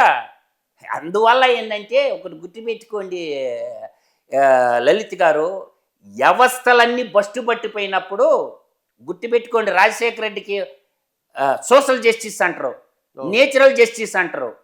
నన్నేమి చేయలేడని అహంతో ఎర్రవేగతుంటే కాలచక్ర భ్రమణంలో కాలుడు కాటేసిండు. నిన్ను కేంద్ర ప్రభుత్వం నీ చేతిలో ఉందరా, రాష్ట్ర ప్రభుత్వం నువ్వు ఎట్టాడించమంటే అట్టాడిస్తారో, కాబట్టి నిన్ను ఏ కోర్టు ఏం చేయలేదు అని చెప్పి మహామేతగాన్ని నేచురల్ జస్టిస్ ప్రకృతి తొక్కి పాడేసింది. అందువల్ల నిన్ను ఎవడు చూడలేదు అనుకోబాకు. కాలం అనేది ఒకటి ఉంది, అదైనా పనిష్మెంట్ ఇస్తుంది. న్యాయమూర్తులు నిన్ను పనిష్మెంట్ చేయకపోబట్టు మహామేత కాస్త మహానేత చేసింది ఎవరు? అందువల్ల ఏంటంటే ఈ కాకల బుల్లు స్టోరీలు ఎవడికాడన్న చెప్పమన్ను. ఇవన్నీ కూడా భారతదేశం భారతీయ విషయంలో నేటి నవతరం యువతరం IIM IIT చదువుకొని బతుకుని ఎతుక్కుంటూ ఇతర దేశాలకు వెళ్ళిపోతున్నారు. కాకపోతే ఈ దేశాన్ని ఎవడు బాగు చేయాలా? ఎవడో ఒకడు ముందుకు రావాలా? ఇప్పుడు స్వతంత్రం వరకు వచ్చిందా? ఎంతో మంది త్యాగదనులు తన మాన ప్రాణాలు ప్రణంగా పెడితే ఈ దేశానికి స్వతంత్రం వచ్చింది. మధుసూదన్ గారు, నేను ఒక విషయం చెప్తా. ఈ రాజకీయాలు, మన దేశంలో ఈ రాజకీయాలు చూసి, ఈ కులాల మధ్య ఈ వ్యత్యాసాలు, ఈ పొల్యూషను, ఇవన్నీ చూసి కొన్ని కుటుంబాలు ఈ దేశం మాకొద్దు అని చెప్పేసి వెళ్ళిపోతున్నారు. నా కుటుంబంలోనే 70 మంది పోయారండి లలిత్ గారు. ఈ దేశం నాకొద్దు అని వెళ్ళిపోతున్నారు. ఎందుకు? నా కుటుంబంలోనే చెప్తాను. ఎవడు కుటుంబం ఎందుకో, నా కుటుంబం చరిత్రే చెప్తాను. నాది పెద్ద జాయింట్ కుటుంబం. 270 ఎకరాల భూస్వాములు 3 మండలాల్లో. అందరు IIT ర్యాంకులు IIMలు చదువుకొని పెద్ద పెద్ద అమెరికాలో కానీ, ఆస్ట్రేలియాకి పోయినా, లండన్ పోయినా, పోలాండ్ పోయినా, నా ఇంట్లో వాళ్ళు, నా బావలు, నా బావమరుతులు ఒక 70 మంది ఉన్నారు. నన్ను కూడా అంటుంటారు, నీకెందుకు బాబాయ్ ఏడా, ఎదవలతో నీకేం పని, నువ్వు కూడా వచ్చేయి అంటారు. ఒక మాట, నేను భరతమాత కన్నా ముద్దు బిడ్డని. నాకు సుభాష్ చంద్రబోస్ అంటే ప్రాణం. సుభాష్ చంద్రబోస్ ఆశయాలు బతికించడం కూడా సుభాష్ సేనని జై హింద్ సేవక్ ఆర్గనైజేషన్ నడిపిస్తుండ భారతదేశ వ్యాప్తంగా. ఎంత దాకా పోతావు నువ్వు చూస్తా. కాబట్టి ఎవడు చూడలేదనుకుంటేట రిటైర్డ్ మిలిటరీ వాళ్ళందరినీ అడాప్ట్ చేసుకొని ఉండ, త్రివిధ దళాల్లో పనిచేసినటువంటి మిలిటరీలో పనిచేసిన వాళ్ళు అందరినీ కూడగట్టుండా. వీళ్ళకి దెబ్బ కొడతా ఒక రోజు, కొట్టిన రోజు వాడు అబ్బో కూడా కాపాడలేడు. మా జై హింద్ సేవక్ ఆర్గనైజేషన్ దేగ కళ్ళతో కాపలా చేస్తే ఒక మినీ సైన్యాన్ని తయారు చేస్తుండే ఈ దేశం కోసం. జై హింద్ సేవక్ ఆర్గనైజేషన్. అందువల్ల ఏంటంటే మా సుభాష్ సేన కొట్టే దెబ్బ వాడి అబ్బలో పడాలి. ఈ దేశాన్ని దోపిడీ చేసిన ప్రతి కుటుంబం నా కొడుకును వదలను. రాసి పెట్టుకోండి లలిత్ గారు, ఈ దేశం కోసం ఎందాకైనా నడుస్తా. ఎందుకంటే ఈ దేశ సంపద లూటీ చేసిన లపుట్టుగా లిస్ట్ అంతా మా దగ్గర ఉంది. ఎంత సంపాదించుకుంటారా, ఎన్ని లక్షల కోట్లు లూటీ చేస్తారా, అందరూ వదిలేద్దామా? వదిలేద్దామంట లలిత్ గారు. ఎవరో ఒకరు మీకోసం ఆ స్వతంత్రం తెచ్చింది. అవును. మన ప్రాణాలు త్యాగం పెట్టి ఈ దేశం కోసం స్వతంత్రం తెచ్చింది ఒక లఫుట్నా కొడకల కోసమా? ఇవాళ 10,000 రూపాయల ఉద్యోగం కోసం, 20,000 ఉద్యోగం కోసం, 30,000 ఉద్యోగం కోసం అడుక్కుంటుంది యువత. ఏం చెయ్యాలి మేము? ఎంతమంది ఇళ్ళు? తెలంగాణ ఉద్యమం ముందు నీ ఆస్తి ఎంత కేసీఆర్? నేను 10 ఏళ్ళు తెలంగాణ కోసం కొట్లాడినా. నీ ఆస్తి ఎంత? ఈ రోజు నీ ఆస్తి ఎంత కేసీఆర్? నీ కొడుకుది కూతురుది యారతం ప్రతి వాడిని. ఇవాళ జగన్మోహన్ రెడ్డి ఆస్తి ఎంత? 2004 ఈ రోజు జగన్మోహన్ రెడ్డి ఆస్తి ఎంత? ఎక్కడి నుంచి వచ్చింది ఈ డబ్బంతా మీకు? 10,000 ఉద్యోగం కోసం, 20,000 ఉద్యోగం కోసం, 30,000 ఉద్యోగం కోసం ఈ దేశ యువత అడుక్కుంటుంది. అవును. అంటే మీకేమో లక్షల కోట్ల. అందువల్ల ఎవడికి బాధ్యత లేకుండా పోతే ఎట్లా? అందువల్ల ఎవడో ఒకడు త్యాగం చేయాల దేశం కోసం. అందువల్ల సుభాష్ సేన డేగ కన్నుతో పహరా కాస్తున్నాం మేము. సుభాష్ సేన మీకు జనసేన, తర్వాత రాష్ట్రీయ స్వయం సేవక్, RSS, బజరంగ దళ్, హిందూ వాహిని, ఇట రకరకాల గ్రూపులు ఉన్నట్టు ఈ దేశభక్తులైన ఈ దేశం కోసం త్యాగధనులు త్రివిధ దళాల్లో పనిచేసినటువంటి వాళ్ళు ఉన్నారు. సిద్ధంగా బ్యూరోక్రాట్లు. అంటే ప్రజలు కూడా చేరొచ్చా మీ సేనలో? దీనికి చాలా ప్రిన్సిపల్స్ ఉంటాయి. దీని వెనక చాలా పెద్ద నెట్వర్క్ ఉంది. ఈ దేశభక్త దీనికున్న క్రైటీరియా దేశభక్తుల అయితేనే దీంట్లో తీసుకుంటున్నాం. ఎందుకంటే ఈ దొంగలు ప్రవీణ్ ప్రకాష్ అనే IAS ఒక లఫుట్ గాడు దోచిన డబ్బులు ఎంత? బైజూస్ కంటెంట్ లో 700 కోట్లు లూటీ జరిగింది. బొత్స సత్యనారాయణ కుటుంబము సత్య డిస్టిలరీస్ అని పెట్టి 10 లక్షలకి ఎకరా భూమికి మంత్రిగా ఉండి భూమిని ఎలా కేటాయించుకుంటాడు? ఏ సిబిఐ పనిచేస్తుందా? ఈడీ పనిచేస్తుందా? బొత్స సత్యనారాయణ కుటుంబం దోపిడీ ఎంత? టి సుబ్రహ్మరెడ్డి దోపిడీ ఎంత? ఎవరికి తెలియదు ఈ భోగోతాలన్నీ. అదాని దోపిడీ ఎంత? ఇవాళ ఎక్కడో గుజరాత్ నుంచి వచ్చి కృష్ణపట్నం పోర్టు లాగేసుకున్నాడు, గంగవరం పోర్టు లాగేసుకున్నాడు. ఇవాళ ఏటు విజయసాయి రెడ్డి కాకినాడ సెజ్జు కాకినాడ పోర్టుని కబలించేసిండు. ఈ దొంగలను వదలాలా? ఈ దొంగలను వదలాలని అంటున్నాను నేను. దేశ సంపదను లూటీ చేసిన వాళ్ళు ఎంతమంది ఉంటారు? కౌంటబుల్ మెంబర్స్ ఏళ్ల మీద లెక్కెట్టొచ్చు. పెద్ద మనిషి అయిపోతారా? ధర్మాన ప్రసాదరావు దోచిన సంపద ఎంత? అంటే రాజకీయాన్ని పెట్టుకొని, కులాన్ని అడ్డం పెట్టుకొని ఎంత సొమ్ము దోచేస్తారో లలిత్ గారు. ఎవరు మాట్లాడకూడదా? మాట్లాడితే ఏమవుద్దంట? నాకు కూడా చెప్తాడు, రా అంటా నేను ఎవరినైనా సరే. నేను ఈ దేశ భరతమాత గడ్డ కన్నా పులి బిడ్డను రా అని చెప్తా నేను. పుట్టేది ఒక రోజు, చచ్చేది ఒక రోజు లలిత్ గారు. ఈ ప్రాణం ఉంటే ఎంత, ఊడితే ఎంత. ఏదో ఒక రోజు చచ్చిపోతాం, కాలగర్భంలో కలిసిపోతాం. అందువల్ల ఏంటంటే నా కన్న తల్లి నాకు జన్మనిచ్చింది, నా నేల తల్లి నాకు పెంచి పోషిస్తుంది. ఏదో ఒక రోజు భూగర్భంలో కలిసిపోవాల్సి ఉంది. ఈ సమిధులు అయిపోయేదానికి మధ్యలో కొంత రోజు నాటక రంగం నా జీవితం. ఏదో ఒక రోజు కలిసిపోతాం. రాజులు పోయిర్రు, రాజ్యాలు పోయిర్రు, మీరెంత నేను అడుగుతుండా? ఏం నిజాం నవాబు రాజు చివరికి ప్రజలు తగలెట్టాల్సి వచ్చింది నిజాం నవాబుని సందాలు వేసుకొని. ఎవడు చెప్పడు ఈ కాకపంపుల్ స్టోరీలా?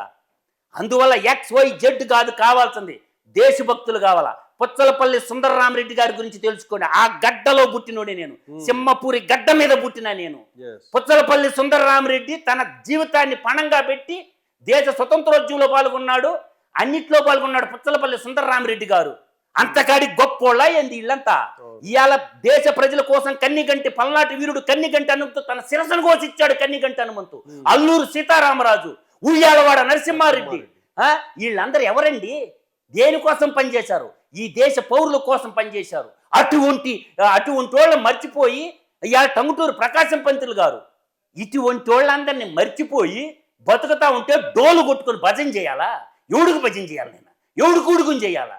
అందువల్ల ఎవడో ఒకడు రంగంలోకి దిగి పని చేయాలి దేశం కోసం. ఉంటే ఉంటాం, ఊడితే ఓడతాం. అందువల్ల ఏంటంటే భయపడటంలోనే పట్టం ఉంటుంది. గుర్తుపెట్టుకుని, భయపడటంలోనే పట్టం ఉంటుంది. ఇలా వ్యవసాయం వ్యయం చేయటం, రైతు సాయం అడగటం. వ్యవసాయం అంటే వ్యయం చేయటం, సాయం అడగటం. ఏంద్ర మీ భూషణికి రాజకీయమా? అంటే ఈరోజు సింపుల్గా టెక్నాలజీని అవతల చైనా అనే దేశం మనకాడికి వెనక స్వతంత్రం సంపాదించుకున్నటువంటి చైనా దేశం ఎక్కడుంది? భారతదేశం ఎక్కడుంది? దీనికి కారకులు ఎవరు? మన పాలకులు కాదా అని నేను అడుగుతున్నా. ఈరోజు ఇవాళ కళ్ళంలో రైసు పండించినటువంటి రైతులు ఇవాళ ఇప్పుడు కొనేవాడు ఉంటాడు, ఎవడైతే ఉంటాడో ఏం కొనేటట్టు లేదు, ఏం తినేటట్టు లేదు, లచ్చులో లచ్చన్న ఈ లుచ్చాగాళ్ళ రాజ్యంలో అని పాడుకుంటాం పాట. ఇవాళ పండించిన రైతు ఎదురు చూస్తున్నాడు. అయిపోయిందా? కొనేటోడు డబ్బులు లేక ఎదురు చూస్తున్నాడు. మధ్య డలారీ వ్యవస్థ వేల కోట్లకి లక్షల కోట్లకు పడగలెత్తండి. అంటే వ్యవసాయ మంత్రులకు పట్టదు, టెక్నాలజీ మంత్రులకు పట్టదు. అంటే బిచ్చగాళం చేశారు ప్రజలు. వీళ్ళంతా అందరూ డబ్బు కోసమే చేస్తున్నారు కదా. ప్రతి ఒక్కరు నేను చెప్తున్నాను కదా లలిత్ గారు నేను చెప్తున్నాను కదా, విద్యని వ్యాపారీకరణం చేసింది ఎవరు? ఒరే మీ బతుకులకి చదువు కూడా చదివించలేరా? KG to PG దాకా ఉచితంగా మీకు ఆరోగ్యశ్రీ ఎందుకు పుట్టిందో చెప్పనా? కార్పొరేట్ హాస్పిటల్కు దోచి పెట్టడానికి పుట్టింది ఆరోగ్యశ్రీ అని. అంటే హాస్పిటల్ కూడా కట్టలేరా? హాస్పిటల్లో డాక్టర్లను తయారు చేసేసి వైద్యం కూడా ఉచితంగా అందించలేరా? విద్య వైద్యం అంతెందుకు లలిత్ గారు మంచినీళ్లు కొనే పరిస్థితికి తెచ్చారు. మంచినీళ్ళు కొననోడు కూడా నాకు చెప్పమనన్నా త్వరలో గాలిని కూడా కొనేస్తారు. తప్పదు. ఢిల్లీ పరిస్థితి ఏందా? వాయు కాలుష్యం అయిపోయింది, జల కాలుష్యం అయిపోయింది, జలాన్ని కలుషితం చేసింది. ఇప్పుడు బాగానే ఉంది, మీరు బాగా చెప్తున్నారు. ఇక్కడ మీలాంటి వాళ్ళు స్పందిస్తున్నారు. ఇన్ని కోట్ల మంది ప్రజల్లో ఎవరికి ఆ స్పందన రావటం లేదు, ఎందుకని?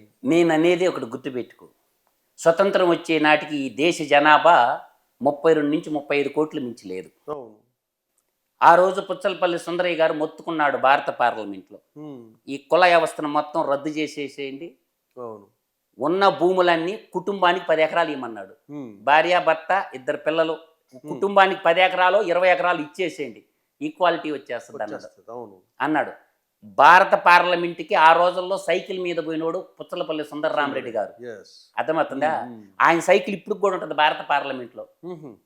ఆయన ఒకానొక సందర్భంలో సుందరరామరెడ్డి గారు నెహ్రూ గారు అడిగారంట, ఏమయ్యా సుందరయ్య గారు ఇట్లా చేస్తారంటే, ఒరే నీ కాడికి నేను పెద్ద కోటి ఇచ్చుకున్నాడురా, వాళ్ళది ఎడలూరు మండలం అలగానపాడులో 270 ఎకరాల వాళ్ళదే భూస్వామి కుటుంబం అయితే, ఆయనకి వాళ్ళ నాన్న ఇచ్చిన ఆస్తి అంతా ఆడున్న పేదలకు పనిచేసి 2 జతల బట్టలతో బతికాడు పుచ్చలపల్లి సుందరరామరెడ్డి గారు. ఎంత మహోన్నతుడో! ఇండియన్ గవర్నమెంటు నెల్లూరులో హాస్పిటల్ పెట్టలేకపోతే స్టాలిన్ అడిగి నిధులు తెచ్చి వాళ్ళ రామచంద్రారెడ్డి హాస్పిటల్ ఉంటుంది, ఈ రోజుకి కూడా వైద్యం వెళ్ళకండి, ఆయన పెట్టాడు హాస్పిటల్. ఆనాడు రామచంద్రారెడ్డి హాస్పిటల్ అని ఉంటుంది నెల్లూరులో. అందువల్ల మీరు అనుకుంటున్నారు ప్రతి యుగానికి ఎక్కడో చోట ఎవడో ఒకడు పుడతాడు లలిత్ గారు. ఇటువంటి దుర్మార్గుల్ని పీచమనచడానికి ఏదో ఒక రూపంలో పుట్టిస్తాడు భగవాన్. కూడా నేనేం చెప్తానంటే, వీళ్ళంతా ఈ దుర్మార్గులంతా సిండికేట్ అయితే ఆ వచ్చేవాడు ఎలా? ఇప్పుడు వ్యాసుడు రాసిన వాల్మీకి రామాయణం చదవండి ఒకసారి. ఋషులు మునులు తపస్సు చేసుకుంటున్న వాళ్ళకి హింస పెడుతుంటే రాక్షస మోక ఈనాటి కథ కాదు. నాటి రామాయణం మొదలుకొని నేటి కలికాల జగనాసురుడు దాకా, పులివెందల పాబ్లో దాకా చరిత్ర చెప్తున్న నిజాలు చెప్తున్నా నేను. ఆ రోజు కూడా ఉన్నారు. ఒక సీతమ్మని కిడ్నాప్ చేస్తే ఏం చేసిండు రాముడు? కోతుల్ని ఎంబడ పెట్టుకొని పోయి ఏసి పాడేసిండు లంకా నగరాన్ని. సింహళ దేశం అది, సింహళ దేశం. రావణ బ్రహ్మకాడికి గొప్పడేంది కలికాల జగనాసురుడా. తర్వాత మహాభారతానికి వచ్చేసిరా, శ్రీకృష్ణ పరమాత్మ చెప్తాడు శిశుపాలుడికి, ఇది ధర్మం కాదు అంటాడు. ఏం చేసిండా శ్రీకృష్ణుడా? యుద్ధం చేసిండా? యుద్ధం చేయించిండు శ్రీకృష్ణుడు. మొత్తాన్ని కురువంశం నిర్వంశం చేసిండు. ఎందుకు చేసిండా? ఒక ఆడ మనిషిని నిండు సభలో బట్ల ఓడదీసిన పాపానికి అటు పాండురాజు పిల్లల్ని ఇటు ధృతరాష్ట్రుడి పిల్లల్ని కురుక్షేత్ర మహాసంగ్రామంలో చెప్పి చంపిండు ఒక్కొక్కడిని. భీష్మపిత మరణం లేని భీష్మ పితామహుణ్ణి కూడా చంపిండు. ఎందుకు చంపిండా? యుద్ధం చేసిండా? యుద్ధం చేపించిండు శ్రీకృష్ణుడు. మహాభారత సంఘటన గురించి చెప్పిన.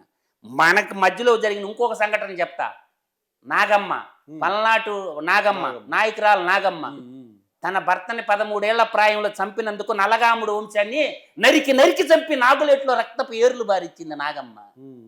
యుక్తి కూడా పనిచేస్తుంది, ఆయుధం ఒకటే కాదు. అందువల్ల ఏమైంది? ఒకటి నలగామ వంశం. అప్పుడు అంటది నాగమ్మ, బెమ్మన్న న్యాయం న్యాయం అని ఇప్పుడు చంపుతుండవే 17 ఏళ్ల వయసు అప్పుడు నా భర్తను చంపినప్పుడు న్యాయం ఏమైందన్నా అని అడిగింది. ఈ రాజ్యం నువ్వే ఏలుకోపో అన్నా, వాళ్ళు దుర్మార్గులు కాబట్టి చంపినానంటది. నాటి శ్రీకృష్ణుని తీసుకున్నా, పల్నాడు చరిత్రలో నాయకురాలు నాగమ్మని చూసుకున్నా, అటు రామాయణంలో రాముణ్ణి తీసుకున్నా, ఆ రోజు మనకి ఈ రాక్షస సంత నాటి పురాణ కాలం నుంచి నేటి కలియుగం దాకా ఉండనే ఉంటుంది. అందువల్ల అర్థం చేసుకోవాలా, ధర్మో రక్షిత రక్షిత కృషితో నాస్తి దుర్భిక్షం లోకా సమస్త సుఖినో భవంతు. ఇది మన ధర్మం చెప్తుండేది. ప్రపంచంలో ఉన్నోళ్ళు అందరూ బాగుండాలా, సర్వే జనా సుఖినో భవంతు అంటే ప్రజలందరూ బాగుండాలా, అందులో మనం ఉండాలా. నువ్వొక్కడవే ప్యాలెస్లు కట్టుకొని నువ్వొక్కడవే దోసేసి లక్షల కోట్లకు అధిపతి అయిపోమని చెప్పాల మన ధర్మం.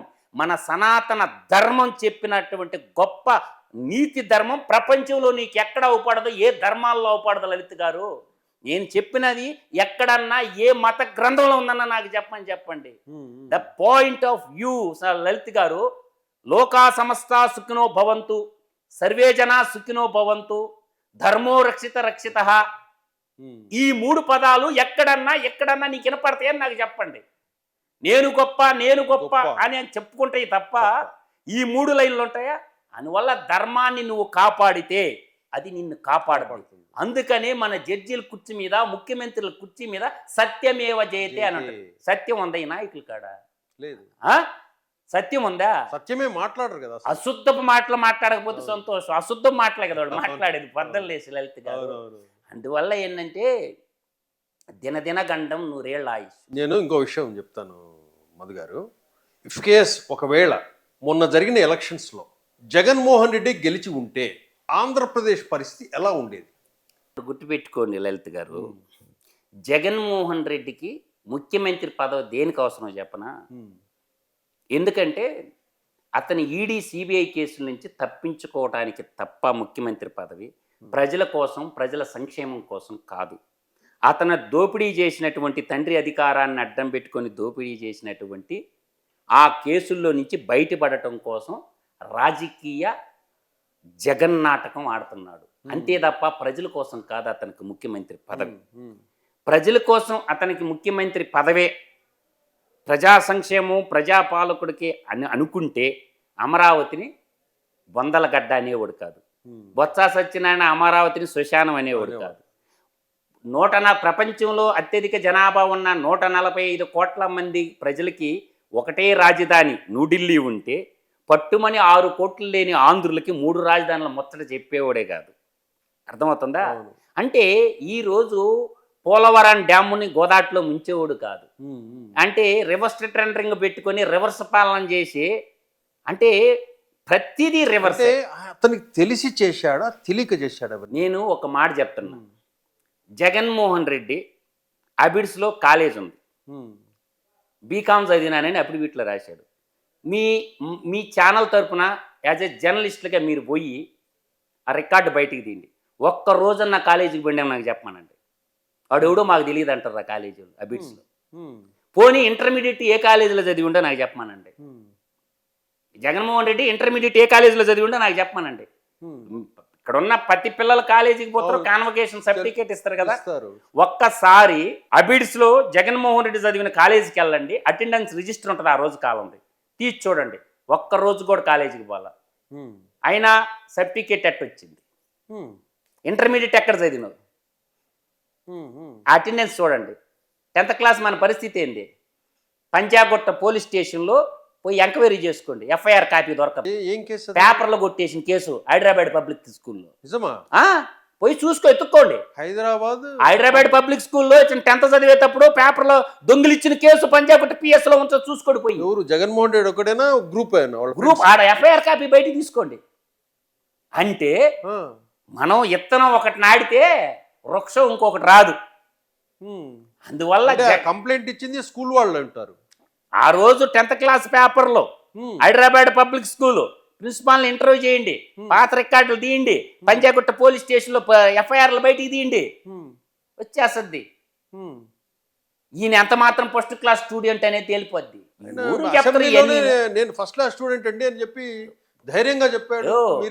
నీ గురించి నువ్వు చెప్పుకోవటం కాదు, ఒక మన ఏమారెడ్డి గారు చెప్తారు ఏమన శతకంలో, పుత్రోత్సాహము నాడు కలగదు తండ్రికి, పుత్రుని కనుగొని జనులు పొగడగా అప్పుడు ఉత్సాహపడతాడని చెప్తాడు ఏమారెడ్డి గారు.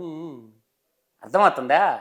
అందువల్ల ఒక్కడు గుర్తుపెట్టుకుని, తనకున్నటువంటి రాజకీయాన్ని అడ్డం పెట్టుకొని, తండ్రి అధికారాన్ని అడ్డం పెట్టుకొని డబ్బులు సంపాదించేసి ఆ సంపద ద్వారా కొంతమందిని ఎంగేజ్ కొట్టుకొని మోక సైన్యాన్ని పెట్టుకొని సోషల్ మీడియాలో మనకు ఒక పక్షి ఛానల్, ఒక పక్షి పేపర్ని పెట్టుకొని కొంతమంది జర్నలిస్టుని పెట్టుకొని ముసుగు తగిలించుకొని మనం విచ్చలవిడిగా మన గురించి మనమే డోలు కొట్టుకొని, అంటే ప్రజలు గమనించలేదు అనుకుంటున్నావా ఏంది? ఇవన్నీ ఎవరికి తెలియదు అనుకుంటున్నావా ఏంది? కాబట్టి అందరికి అన్ని విషయాలు తెలుసు. మనకి సోషల్ మీడియాలో ఒక పోస్ట్ వచ్చిన మాటల, ఫేస్బుక్లో 4 వచ్చి, ట్విట్టర్లో, ఇన్స్టాగ్రామ్లో ఆడుకొని నువ్వు హీరో అనుకుంటుండవు. ప్రజలు మోసపోయారు. ఆ ప్రజలు మోసపోవడంలో పాత్ర కొన్ని వర్గాలది ఉంది. 2014-19 మధ్యలో ఇడిపోయిన రాష్ట్రానికి రాజధాని లేక, కూర్చుండేదానికి కుర్చీలు లేక, అప్పుడప్పుడికే అడుగులు వేసుకుంటూ ప్రణాళికలు వేసుకుంటున్నటువంటి లోటు బడ్జెట్తో ఉన్న రాష్ట్రాన్ని ఆయన పరిపాలన వైపు చూసుకొని దీన్ని ఎట్టో కూడా చేయాలని అప్పుడప్పుడే ప్రణాళికలు రచించుకోవడానికి 2.5 సంవత్సరం కాలాతీతం అయిపోయింది. ఆ 5 బయలు వచ్చింది. ఆ 2.5 సంవత్సరంలో ఏం చేసిండు? ఈ ప్రజల్లో తిరగసాగిండు, చెప్పాల్సిన అబద్ధాలన్నీ చెప్పిండు. అనే తినగా వేము తీయగా నుండు అంటారు కదా, వినగా అబద్ధాలన్నీ అనగా రాగము ఎత్తిసెల్లిండు అని మరి చెప్తారు కదా, మరి పెద్దవాళ్ళు ఎవరికి చెప్పారు ఇవన్నీ. ఆడ ఇషాన్ని ఎక్కిచ్చారు, నమ్మిర్రు. ఒక్క ఛాన్స్ అని అడుక్కుంటే ఊరూరు తిరిగే ఒక్క ఛాన్స్ ఇచ్చారు, ఇంకా నో మోర్ ఛాన్స్. లేదు, మీరు ఆ మాట అంటున్నారు, నెక్స్ట్ వచ్చేది మేమే అంటున్నాడు జగన్మోహన్ రెడ్డి. వాడు జీవితకాలం ట్రై చేయమని సవాల్ ఇచ్చిన నేను. జీవితకాలం ట్రై చేయరా అంటుండా.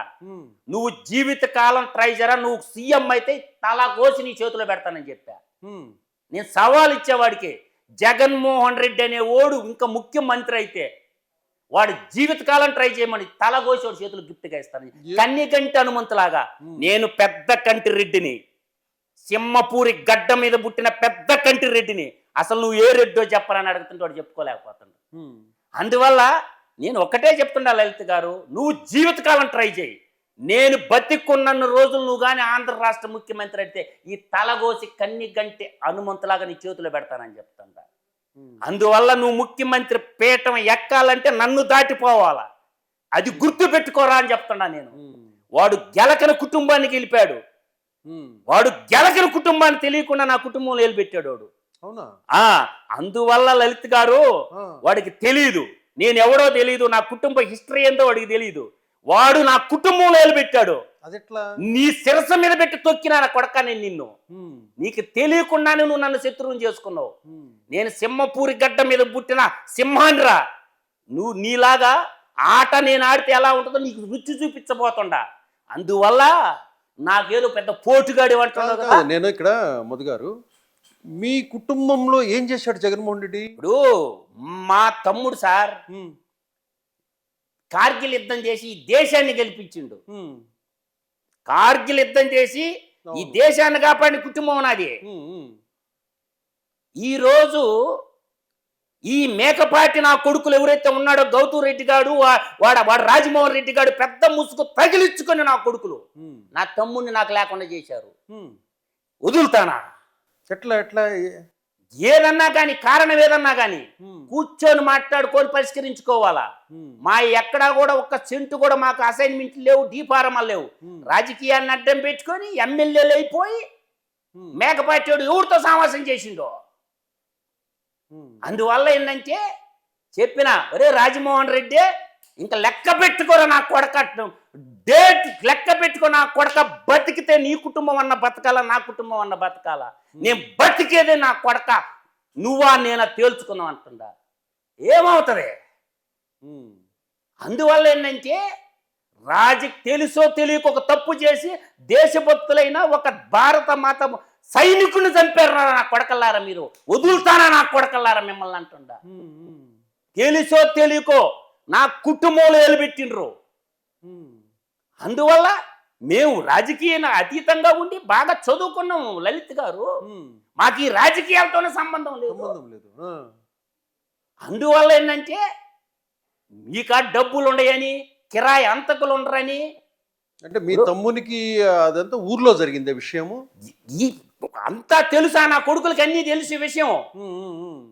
అందువల్ల ఏంటంటే ఈ వ్యవహారం అంతా అందరికి తెలుసు. కానీ యుద్ధం చేసేవాడు జోలికి రాకూడదు. నువ్వు చేతగానోడే వదిలేస్తాడు. ఉమ్, ఉమ్. గెలిచాడా మేకపట్టోడా? గెలవల. గెలిచాడా ఉదయగిరిలో మేకపట్టోడా? లేదు. వాడు ఎంపీ గెలిచాడా? లేదు. వాడు కొడుకు గెలిచాడా? లేదు. ఉమ్, చెప్పిన ఇంటికి పోయి చెప్పిన ఉమ్. కాసుకోరా నా కొడక, పెద్ద కంటి రెడ్డితో పెట్టుకున్నవరా నువ్వు. రెడ్డిలో 52 తెగల్లో ఉంటాయి. పెద్ద కంటి రెడ్డి కొడితే ఎట్లుంటుందో దెబ్బ తెలిసింది మొన్న. ఏం జగన్మోహన్ రెడ్డి ఏ రెడ్డో చెప్పుకోలేడు. నేను గర్వంగా చెప్తున్నా, నేను పెద్ద కంటి రెడ్డి అని. ఉమ్, ఉమ్. నువ్వు ఏ రెడ్డో చెప్పరా ముందు. ఇప్పుడు రేవంత్ రెడ్డి ఉండో, నల్లమల్ల పాలమూరు పులిబిడ్డ, నికాలేసిన మోటాటి రెడ్డి, గర్వంగా చెప్తాడు రేవంత్ రెడ్డి. వాడు ఏ రెడ్డో చెప్పుకోలేనుడు వాడి ఇంటిక. ఉమ్. అందువల్ల ఏంటంటే నువ్వు గెలకనోడిని గెలికినవు. నువ్వు మీరు 5 సంవత్సరాల పాటు పోరాటం చేశారు కదా దీని మీద, దేని మీద? ఈ ప్రభుత్వ వ్యతిరేక విధానాల మీద. 5 సంవత్సరాలు నేను చేయలేదండి. లేదా? నేనేదో లెక్చరర్గా 4 అర్థమెటిక్ చెప్పుకుండేవాడిని, 4 పాఠాలు చెప్పుకుండేవాడిని నేను. అంతకు తప్ప ఈడేదో అనుకుంటుండో నేను పెద్ద పోటుగాడిని, పెద్ద పుడింగినని. కరెక్ట్గా డిసెంబర్లో ఎంటర్ అయినా, 4 నెలలకు నీ చరిత్ర ముగిచ్చిన. డిసెంబర్ 4 నెలల్లో 4 నెలల్లో నీ సినిమా. వాడు ఆరా మస్తాన్ గాడు ఏమన్నాడు, సర్వే ఇస్తే నేనే కౌంటర్ ఇచ్చింది. ఒరే ఆరా మస్తాన్ రారా అన్న, 100 కోట్లు పెడతా, నువ్వు మగాడు అయితే రా. జగన్మోహన్ రెడ్డి అనేవాడు కానీ గెలిస్తే, మొట్టమొదట కర్ణాటక ఫలితం చెప్పింది నేనే, తెలంగాణ ఫలితం చెప్పింది నేనే. మీరు పెద్ద పెద్ద ఛానళ్ళు అన్నీ చూసుకుంటారు లలిత్ గారు, పాత ఉంటాయి చూసుకోండి. ఏమైంది ఆరామస్తాన్ సర్వే? ఏ చదువు చంది లేనివాడికి నీకెంత ఉంటే ఒక అర్థమాటిక్ లెక్చరర్కి నాకెంత ఉండాలి? అందువల్ల ఏంటంటే వీళ్ళు అనుకుంటారు వ్యూహంకి ప్రతి వ్యూహం. గరుడ వ్యూహం గురించి నీకు తెలియదు, చక్ర వ్యూహం గురించి నీకు తెలియదు, త్రిశూల వ్యూహం గురించి నీకు తెలియదు, గరుడు పురాణం గురించే నీకు తెలియదురా. గరుడు పురాణాన్ని అవపోసన పుట్టినోడురా నేను. నువ్వు ఎత్తేస్తే 10 ఎత్తులు వేస్తా. నువ్వు ఎన్ని ఎత్తులన్నా వేసుకో, 10 ఎత్తులు వేస్తా. మీరు ఇప్పుడు ఈ మాట అంటున్నారు కదా, సేమ్ పవన్ కళ్యాణ్ కూడా ఈ 1 సంవత్సరం పాటు కొంచెం ఆవేశంగా ప్రసంగాలు చేసేవాడు గత ప్రభుత్వం ఉన్నప్పుడు. 1 సంవత్సరం కరోనా అయిపోయిన తర్వాత ఆవేశం తగ్గించి ఆలోచన చేయటం మొదలుపెట్టాడు. ఆయన ఒకటే మాట అన్నాడు, ఆ ప్రభుత్వం రాదు, నేను చెబుతున్నా, నేను విహంగ వీక్షణం చేస్తున్నా అని. మీరు అన్నట్లు కొన్ని ఆయన కూడా ఇవి కూడా పాటించినట్లుంది పవన్ కళ్యాణ్ గారు. ఒక్క మాట చెప్తలా, ఒక మేధావి మౌనం ఈ దేశానికి ప్రమాదకరం. మేధావులు మౌనంగా ఉండటం కూడా దేశానికి ప్రమాదకరం. లలిత గుర్తుపెట్టుకోండి, మేధావులన్నీ పార్లమెంట్లో ఉన్నాయి, మేధావులందరూ 4 గోళ్ల మధ్య నలిగిపోతున్నారు. కాబట్టి నేను అంటుండే పాయింట్ ఏంటంటే, పవన్ కళ్యాణ్ గారు జనసేన పార్టీ పెట్టక ముందు కూడా నేను 2008లో 117 డివిజన్లో, హైదరాబాద్ డివిజన్లో కార్పొరేట్ కంటెస్టింగ్ క్యాండిడేట్ని 2008లో. 117 ఎక్కడ వస్తుంది అది? కూకట్పల్లి అందరికి తెలిసినోడినే. 117 డివిజన్లో నేను కార్పొరేటర్కి పోటీ చేసినోడి. 117 డివిజన్లో ఇండిపెండెంట్ గా బోస్ గారి పార్టీ, ఆల్ ఇండియా ఫార్వర్డ్ బ్లాక్ అని నేతాజీ భవన్ కట్టారు. అందువల్ల ఏంటంటే నేను దగ్గరుండి ఇవన్నీ పరిశీలించినోడిని. ఉదయగిరి నియోజకవర్గం మీద ప్రతి గడప, ప్రతి పిల్లోడికి, ప్రతి చెట్టుకి, ప్రతి పుట్టకి నేనేంటో తెలుసు ఉదయగిరి నియోజకవర్గంలో. నే మధు అన్న ఎలాంటి వాడని అడిగితే ఉదయగిరి నియోజకవర్గంలో ఉన్న ప్రతి పల్లి, క్యాస్ట్లకు అతీతంగా, రిలీజన్కి అతీతంగా ఒక్కడ చేత చెడ్డ అనిపించండి సార్, ఒక్కడ చేత అన్నా అని పిలుస్తారు ఆప్యాయంగా. నాకు మొత్తం తెలుసు. నా మీద చాలా కేసులు పెట్టిండు జగన్మోహన్ రెడ్డి. నా తెల్లింటికి కూడా బేకలేకపోయిండు. ట్రై చేయరని చెప్పా. త్రివిక్ర వర్మ వార్నింగ్ ఇచ్చిండు అప్పటి డీజీపీ, ట్రై చేయరన్న. నాకే కాదురా పెళ్ళాం బిడ్డలు నీకు కూడా ఉంటారు అని చెప్పిన. అందువల్ల మంచి వచ్చాడు. జరుగుతూనే ఉంది, ఇది కంటిన్యూగా జరుగుతూనే ఉంది. సంఘటన మీ తమ్ముడు జరిగిన సంఘటన ఇప్పటిది ఎన్ని సంవత్సరాల క్రితం? ఇది 10 ఏళ్ళు పైన. 10 ఏళ్ల పైన నుంచి జరుగుతుంది. అప్పటి నుంచే నేను దీన్ని, ఇప్పుడు యుద్ధం చేయాలంటే ఆర్థిక వనరులు బలంగా ఉండాలి. అవును. కాబట్టి ఆర్థిక వనరులు బలంగా లేకపోతే యుద్ధం చేయలేము. వాళ్ళేమో ఎమ్మెల్యేలు, మంత్రులు, ఆ తర్వాత రాష్ట్ర స్థాయి దేశ స్థాయిలో దేశ చక్రం స్థాయిలో. తిప్పుతారు. అవును. కాబట్టి నిన్ను ఢీ కొట్టాలంటే నాకు ఒక సైన్యం ఉండాలి. ఉండాలి. అవును. సమయం ఆసన్నమైంది కాబట్టి సైన్యం. ఇప్పుడు మీకు ఎట్లా అంటే వీడు అనుకుంటుండు స్వతంత్రోద్యమంలో కేరళలో ఒక మూమెంట్ ఉంది, ఇప్పుడు మంగళూరు ప్రాంతంలో ఒక మూమెంట్ ఉంటుంది, రాణి చెన్నమ్మ. తర్వాత తమిళనాడులో గ్రూప్ ఉంటుంది. ఇట్లా మన తెలంగాణ కానీ అన్ని వర్గాల్లో రాజతంత్రం యుద్ధతంత్రం తెలిసినటువంటి నేను అనుకున్న వే ఒకటి. నా తమ్ముడు మిలిటరీలో పనిచేసిండు, ఈ దేశానికి పనిచేసిండు కాబట్టి మాజీ మిలిటరీలో పనిచేసిన వాళ్ళందరూ వాళ్ళ సూచనలు గైడ్లైన్స్ యుద్ధం చేద్దాం. కాబట్టి ఈ న్యాయస్థానాల మీద నమ్మకం లేదు. ఎందుకు? వాళ్ళు జడ్జిమెంట్లు ఎవరు, ఎంక్వైరీలు చేయరు. అందువల్ల ఏంటంటే పంటికి పన్నే, ఇప్పుడు కంటికి కన్నే మా సిద్ధాంతం. అందువల్ల ఏంటంటే మీరు అర్థం చేసుకోవాల్సింది ఇంకోటి ఏంటంటే ఒకటి గుర్తుపెట్టుకోండి. బోస్ గారు మాకు ఒకటి చెప్పారు, జై హింద్ అంటాం మేము. ఎవరికన్నా అర్థం తెలుసా? ఆ పదం ఎలా పుట్టింది, ఎవరు సృష్టించారు? ప్రతి ఒక్కరు మనం స్కూళ్ళల్లో జాతీయ గీతం పాడినప్పుడు కానీ అవును అంటుంటారు, ప్రతి ఒక్కరు జై హింద్ అంటారు. అది అసలు ఆ పదం ఎలా పుట్టింది ఎవరికన్నా తెలుసా? సుభాష్ చంద్రబోస్ గారు అటు జర్మనీ నుంచి జపాన్ వచ్చిన తర్వాత సింగపూర్ చేరుకున్నాక షార్ట్కట్లో చెప్తుండ ఐఎన్ఏ ఆజాద్ హింద్ ఫౌజ్ నిర్మించిన తర్వాత అక్కడ బ్రిటిషర్స్కి అగెనెస్ట్గా ఎవరైతే ఉన్నారో ఆ సోల్జర్స్ అన్ని ఒక గ్రూప్ అట్టుండేది. జపాను జర్మనీ వాళ్ళు బందీలుగా పట్టుకున్నారు. అంటే అప్పుడు బ్రిటిష్ ఇండియా అనేవాళ్ళు కదా, 50,000 మంది సైనికులను కాపాడాడు ఎవరు? బోస్ గారు. వాళ్ళని చంపాల్సింది హిట్లర్. నేను వాళ్ళకి బ్రిటిష్ వాళ్ళకి వ్యతిరేకంగా నేను పోరాటం చేస్తాను, ఆ 50,000 మందిని నాకు ఇమ్మన్నాడు. అదే సైన్యం. వాళ్ళని తీసుకొని ఆ బెటాలియన్ తీసుకొని 50,000 మంది ప్రాణాలు కాపాడాడు ఆనాడే. అంటే బ్రిటిష్ ఇండియాలో మన భారతీయులు కూడా ఉండేవాళ్ళు సైనికులు. వాళ్ళల్లో సిక్కులు ఉండేవాళ్ళు, వాళ్ళల్లో మీకు ముస్లిమ్స్ ఉండేవాళ్ళు, వాళ్ళల్లో హిందువులు ఉండేవాళ్ళు. ఒక ఇద్దరు సైనికులు ఎదురుపడ్డప్పుడు లలిత్ గారు ఏమనుకునేవాళ్ళు అంటే సిక్కులు ఇద్దరు సైనికులు ఎదురుపడితే సంత శ్రీ ఆకాల్ అనేవాళ్ళు. తర్వాత ఇద్దరు ముస్లిం సైనికులు ఎదురుపడితే సలాం అలైకుం అనుకునేవాళ్ళు. హిందూ సైనికులు ఇద్దరు ఎదురైతే జై శ్రీరామ్ అనేవాడు. ఇది బోస్ గారికి నచ్చల. ఒకే ఒక పదం ఉండాలా అనుకున్న మూమెంట్లో మన హైదరాబాద్ అబ్బాయి ముస్లిం కుర్రోడు అప్పట్లో బీటెక్ చదవటానికి జర్మనీ పోయాడు, మెకానికల్ ఇంజనీర్. ఆయన మెకానికల్ ఇంజనీరింగ్ చదువుతూ 2 సంవత్సరాలు అయిన తర్వాత, ఇప్పుడు గద్దరన్న కూడా బీటెక్ చదువుతానే కదా అన్నలోకి పోయింది. ఇప్పుడు ఇంజనీరే కదా గద్దరన్న కూడాను, జేఎన్టీ స్టూడెంటే కదా, ఎలక్ట్రికల్ ఇంజనీరే కదా. చాలా మంది తెలియదు గద్దరన్న బీటెక్ చదువుతానే పోయింది అడుగుల్లోకి, మన ప్రజాకవి గద్దరన్న గారు. అట్లాగే ఈ అబ్బాయి జర్మనీలో బీటెక్ చదువుకుంటున్నాడు మెకానికల్ ఇంజనీరింగ్.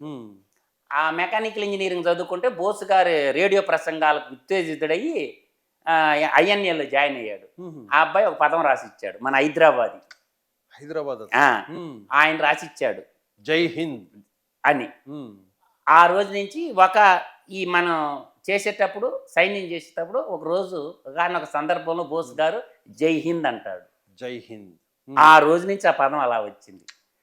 దానికి మీనింగ్ ఏంటంటే జై అంటే విజయం, హిమ్ అంటే హిమాలయ పర్వతాలు, దద్ అంటే దక్షిణ పదం, ఈ మధ్యలో ఉండే భూభాగానికి విజయం చేకూర్చమని. హిందూ దానికి పదం మీనింగ్ అంటే జై అంటే విజయం, హిమము అంటే మంచు, మంచు పర్వతాల నుంచి దక్షిణ పదం దాకా ఉండేటటువంటి భూభాగానికి విజయం చేకూర్చు తల్లి అని చెప్పేది అది జై హింద్. ఇంతకీ మధుసూదన్ రెడ్డి గారు, బోస్ గారు ఇంకా బతికే ఉన్నాడంటారు, వాస్తవమేనది? నేను అనేది ఒకటి గుర్తుపెట్టుకో, ఈ ప్రపంచ చిత్రపటంలో ఈ ప్రపంచం ఎంత దూరం ఉందో, 7 ఖండాలుగా 203 దేశాలు, ఐక్యరాజ్య సమితి గుర్తించిన 193 దేశాలలో జననం తప్ప మరణం లేని నాయకుడు ఒకే ఒక్కడు, నేతాజీ సుభాష్ చంద్రబోస్. వీళ్ళు చరిత్రలో వీళ్ళ గుర్తులు ఉంటాయనే ఉద్దేశంతో సైడ్ చేశారనిపిస్తుంది. అట్ట కాదు, కాంగ్రెస్ పార్టీని మొట్టమొదటి తీల్చినోడు నాకు చెప్పండి ఈ స్టోరీ. కాంగ్రెస్ పార్టీకి మొట్టమొదటి ఎన్ని పోటీ పడిచింది ఎవరు? మోతీలాల్ నెహ్రూ కాదు. ఆ తర్వాత కాంగ్రెస్ పార్టీకి ఎన్ని పోటీ పొడిచినోడు ఎవడు? అసలు స్వతంత్రోద్యమంలో ఉన్న కాంగ్రెస్ పార్టీకి ఇప్పుడున్న కాంగ్రెస్ పార్టీకి అసలు సంబంధమే లేదు. లేతే ఇందిరాగాంధీ, రాహుల్ గాంధీ, సోనియా గాంధీ, నెహ్రూ గాంధీ అంటారు కానీ వాళ్ళు ఎవరా? దేశభక్తులు కదా వాళ్ళ. ఏం చెప్తారండి? చరిత్రని వాళ్ళు రాసుకుంటే చరిత్ర వద్దా ఏంది? అందువల్ల ఏంటంటే ప్రజలు తెలుసుకోవాలా, ఏదో ఒక రోజు బద్దలు అవుతాయి అన్నీ కూడా. చరిత్రని మర్చిపోతే గతహ అనకూడదు, గతాన్ని గుర్తు పెట్టుకుంటేనే వర్తమానం ఉంటుంది. మీ వీడియోలన్నీ చూసిన తర్వాత జనం మామూలుగా లలిత్ గారు నా గళం ఇనే రాష్ట్ర ప్రభుత్వం చాలా నిర్ణయాలు తీసుకున్నది. నన్ను ఎవరో దగ్గరగా వాచ్ చేస్తున్నారు, నా మాటలు ఎవరో వింటున్నారు అని నేనైతే ప్రగాఢంగా విశ్వసిస్తుంటా. ఎందుకంటే చంద్రబాబు నాయుడు గారు తీసుకున్న చర్యలు నేను ఒక వీడియో చేశా. మచిలీపట్నం బీపీసీఎల్ అని అన్నప్పుడు అప్పుడు గళమెత్తా. ప్రకాశం జిల్లాకి ఒక్కటి కూడా లేదు, రామాయపట్నం పోర్టు ఉంది, భూములు ఉన్నాయి, అడగండి అని చెప్పి నెల్లూరు ఎంపీని, ఒంగోలు ఎంపీని, అక్కడున్న ఎమ్మెల్యేలకి అందరికి ఒక మెసేజ్ ఇచ్చా. ఇవాళ బీపీసీఎల్ ఎక్కడికి వచ్చింది? రామాయపట్నం. తర్వాత జంగిల్ క్లియరెన్స్ చేస్తున్నప్పుడు ఒక వీడియో చేశా. 36 కోట్లు ఖర్చు అయింది జంగిల్ క్లియరెన్స్ అంటే, 36 కోట్లు వస్తాయి ముఖ్యమంత్రి గారు, నేను ఒక ఐడియా చెప్తాను ఆచరించండి అంటే, ఇప్పుడు ఆ కంపంతా క్రషింగ్ చేసి బయోమాస్ కి అమ్ముతున్నారా లేదా? అమ్ముతున్నారు. పెట్టిన పెట్టుబడి అని ఐడియా. అంటే నేను మాట్లాడే ఈ మాటలన్నీ కూడా నాకేదో వస్తుందని, కొన్ని ఆలోచనలు వస్తాయి అన్నమాట. చాలా నిర్ణయాలు ఈ మధ్య క్యాబినెట్లో చర్చకు వస్తుండే నేను మాట్లాడే మాటలు. I proud of you. ఎందుకంటే నేను వాళ్ళకి దగ్గరగా లేకపోయినా, నేను ఎవరో వాళ్ళకి తెలియకపోయినా, నేను ఏదైతే రైట్ చేస్తున్నానో అది వస్తుంది. నేను మొన్న కూడా అన్నాను, కాగ్ రిపోర్ట్ మీద అసెంబ్లీ ఎందుకు నడిపించరు? నడిపించాల్సిందే. కాగ్ రిపోర్ట్ అసెంబ్లీలో ఎందుకు చర్చించరు అని డిమాండ్ చేశాను. ఆ తర్వాత చూస్తాం. అందువల్ల ఏంటంటే మంచి చేస్తే భగవంతుడు అనేవాడు ఒకటి ఉంటాడు, సర్వేశ్వరుడు. ఆయన మన కంటికి కానరాడు, కానీ మనల్ని నడిపిస్తుంటాడు. నాకేంటంటే అచంచలమైన భక్తి ఉంటుంది. దేవుడు ఏడు ఉంటాడంటే నేను ఒప్పుకోను. ఆయనకేం పని బాటలేదు. నువ్వు ఉంటుండవు ఒక చోట, నువ్వు ఉంటుండవు అంట లలిత్ గారు ఒక చోట, ఆయనకేం పని బాటలేదా? నువ్వు మనం పీల్చే గాలి అవపడుతుందా? కానీ మనం నడిపిస్తుందిగా. తాగే నీళ్ళకి శక్తి ఉందిగా. అంటే మనం తాగే నీళ్ళకి శక్తి ఉంది, మనం పీల్చే గాలికి శక్తి ఉంది. అంటే భగవంతుడు సర్వాంతర్యామి. అందువల్ల ఏంటంటే నీకు సుమిత్రానంద పంత్ గారు చెప్తారు, భగవాన్ హై భగవాన్ కో రూప్ నహి అంటాడు. భగవాన్ హై భగవాన్ కో రూప్ నహి. ఆయనకి రూపం చెక్కేటానికి నువ్వెవడమని నేను అంటుండా. భగవంతుని అచంచలమైన భక్తితో ఉండాల. మనసే మందిరం, ఈ దేహమే దేవాలయం. కాకపోతే ఏంటంటే లలిత్ గారు మీరు అడుగుతారు కాబట్టి, కొంతమంది షూడో మేధావులు భక్తిని కూడా వ్యాపారం చేశారు, దేవుని కూడా వ్యాపారం చేశారు. జగన్మోహన్ రెడ్డి బతికున్నంత కాలం ఇంకా ముఖ్యమంత్రి కాదు. అతనికి ఇంకా మిగిలింది రెండే దారులు జగన్మోహన్ రెడ్డి. ఒకటి సూసైడ్, ఇంకోటి జైలు. ఆల్టర్నేట్ లేనే లేదు Jaganmohan Reddy. Suicide or jail అంతే. అంత మాట అంటున్నారు. పక్కా జడ్జిమెంట్ వస్తే, కన్విక్షన్ వస్తే మీరే ఊహించుకోండి. 11 సిబిఐ కేసుల్లో 9 ఈడీ కేసుల్లో, ఇప్పుడు పడబోయే ఒక 20 కేసుల్లో. 20 కేసులు ఉన్నాయా? ఇది కాకినాడ సెజ్జు ఇప్పుడు 307 రఘురామకృష్ణరాజు కేసులో ఒకటి. ఆ విజయపాల్ ఆడన్నాడు. అవును. ఇప్పుడు అన్నీ వస్తాయి కదా, 1 by అన్ని. ఇప్పుడు ఇంకొక 20 నమోదు అవుతాయి ఇప్పుడు ఈ గవర్నమెంట్ లో. అంటే ఈ గనుల కేసుకు సంబంధించి లిక్కర్ కానీ, లిక్కరు లలిత్ గారు మీరు తప్పుడు అంచనా వేశారు. ఇప్పుడు ఆల్రెడీ బ్లాస్టింగ్ న్యూస్ వస్తుంది మళ్ళీ త్వరలో, ఒక వారం రోజుల్లో. ఒక్క క్వార్టర్ మీద 50 రూపాయలు ప్యాలెస్కి వెళ్ళి అంట.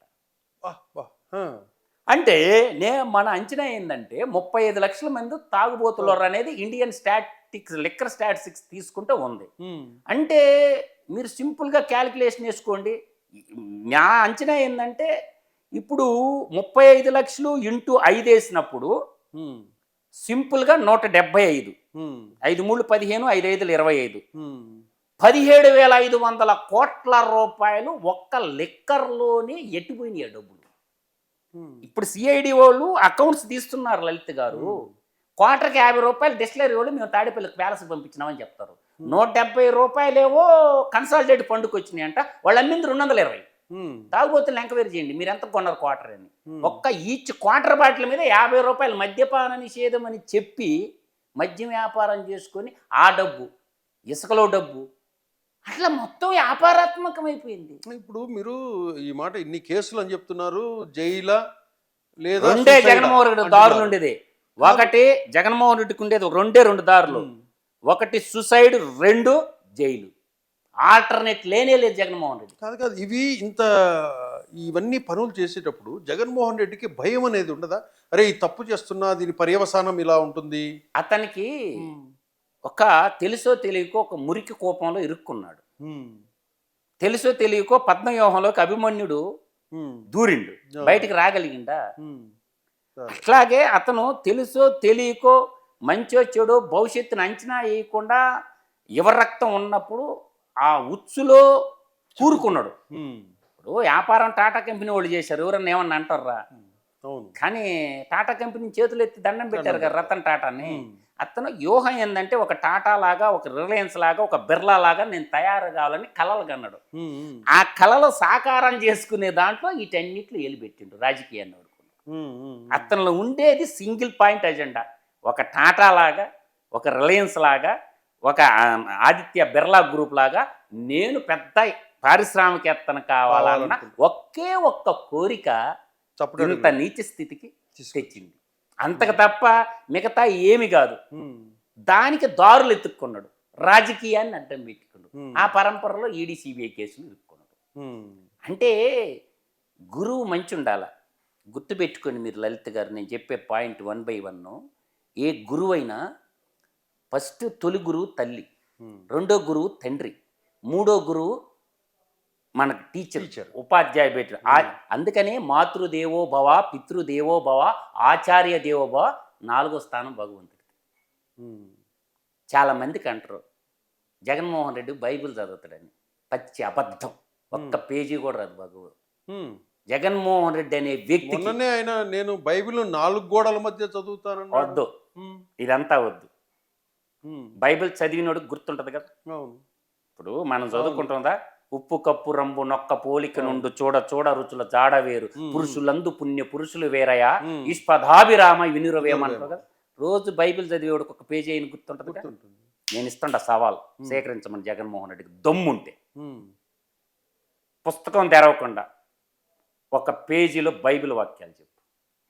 నీకు ఇష్టం వచ్చిన కాండం తీసుకో, నిర్గమ కాండం తీసుకో, ఏదైనా ఒక పేజీ, ఒక్క పేజీ. అది కూడా వద్దు. ఇంకోటి కూడా చెప్తా జగన్మోహన్ రెడ్డికి. 5 ఏళ్ల కాలంలో ఎవరన్నా ప్రశ్నించారా? ఏ జర్నలిస్ట్ అన్నా లేదు. జాతీయ గీతం ఎప్పుడన్నా పాడాడా? వందే మాత్రం ఎప్పుడన్నా పాడాడా? లేదు.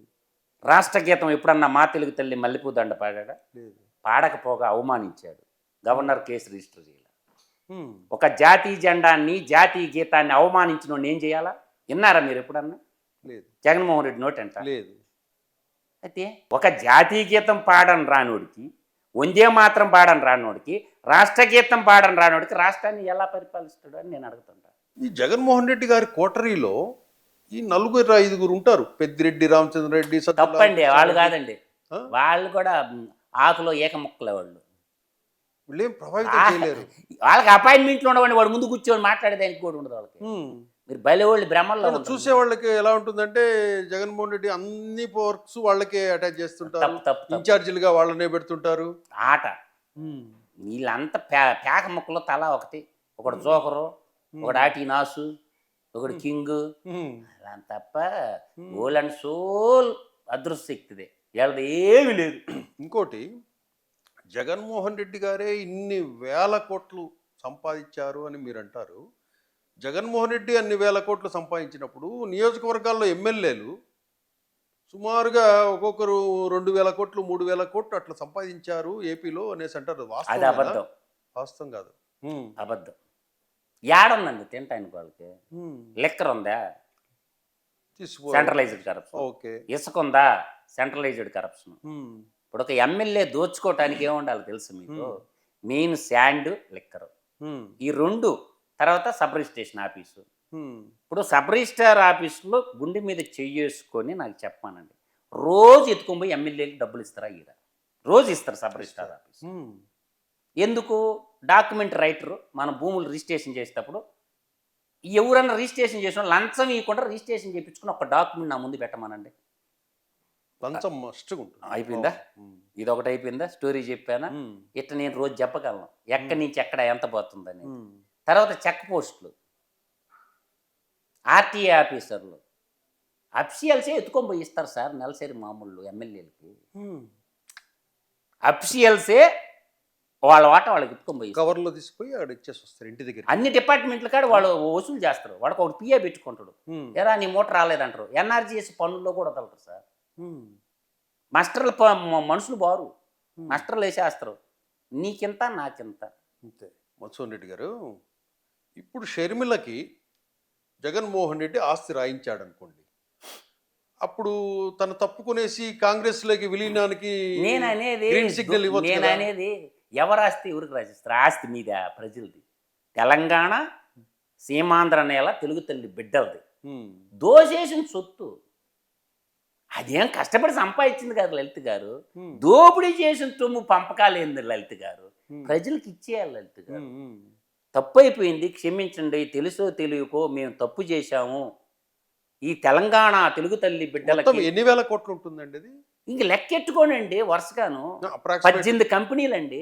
18 కంపెనీ. వీళ్ళు ఈడీ వాళ్ళు వీళ్ళంతా ఇచ్చింది ఎన్ని కోట్లు అండి అది? అది ఈడీలో 11 సంవత్సరాల క్రితం వేసిందే 43,500 కోట్లు. అది ఈ 5 ఏళ్లలో దోసిందే.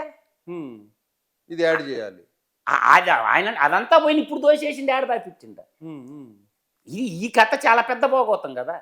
నీకు జగన్మోహన్ రెడ్డి సీట్లో మీరు గుర్తుపెట్టుకు, మీరు లెక్కలు బాగా స్టడీ చేయండి. 5 బడ్జెట్లు వచ్చినాయి.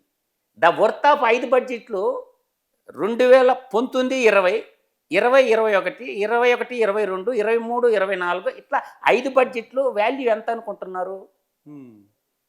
10 లక్షల కోట్లు. అవును.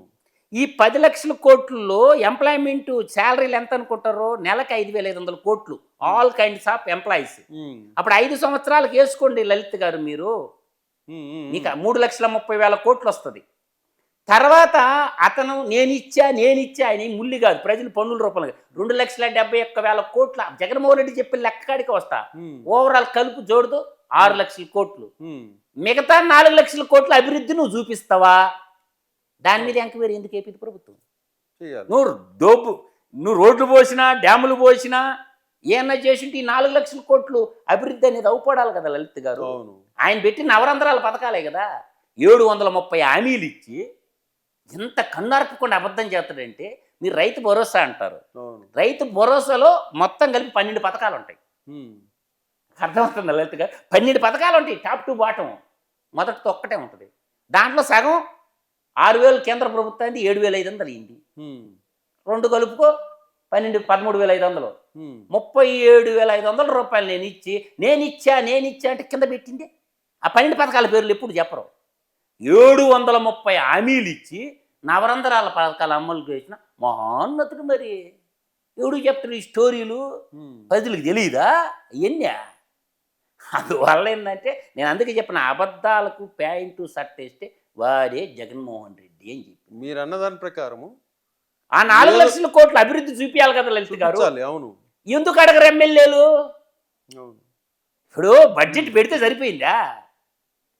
నేనేది 10 లక్షల కోట్లు ప్రజలు ఇచ్చారు, కేంద్ర రాష్ట్ర పన్నుల వాటా కలుపుకొని. దాంట్లో నువ్వు జీతాలన్నీ తీసేసిన, ఆయన సంక్షేమ పథకాలన్నీ తీసిన, 4 లక్షల కోట్లు రోడ్లు ఆడబోసిండు, డ్యాములు ఆడగెట్టిండు, స్కూళ్ళు, కాలేజీలు మొత్తం డేటా తీయండి బయటికి. సింపుల్ కదా. మిగతా సొమ్మేదే. అదే పాతప్పులు ఏమన్నా కట్టినవా? 4 లక్షల కోట్లు నువ్వేమన్నా?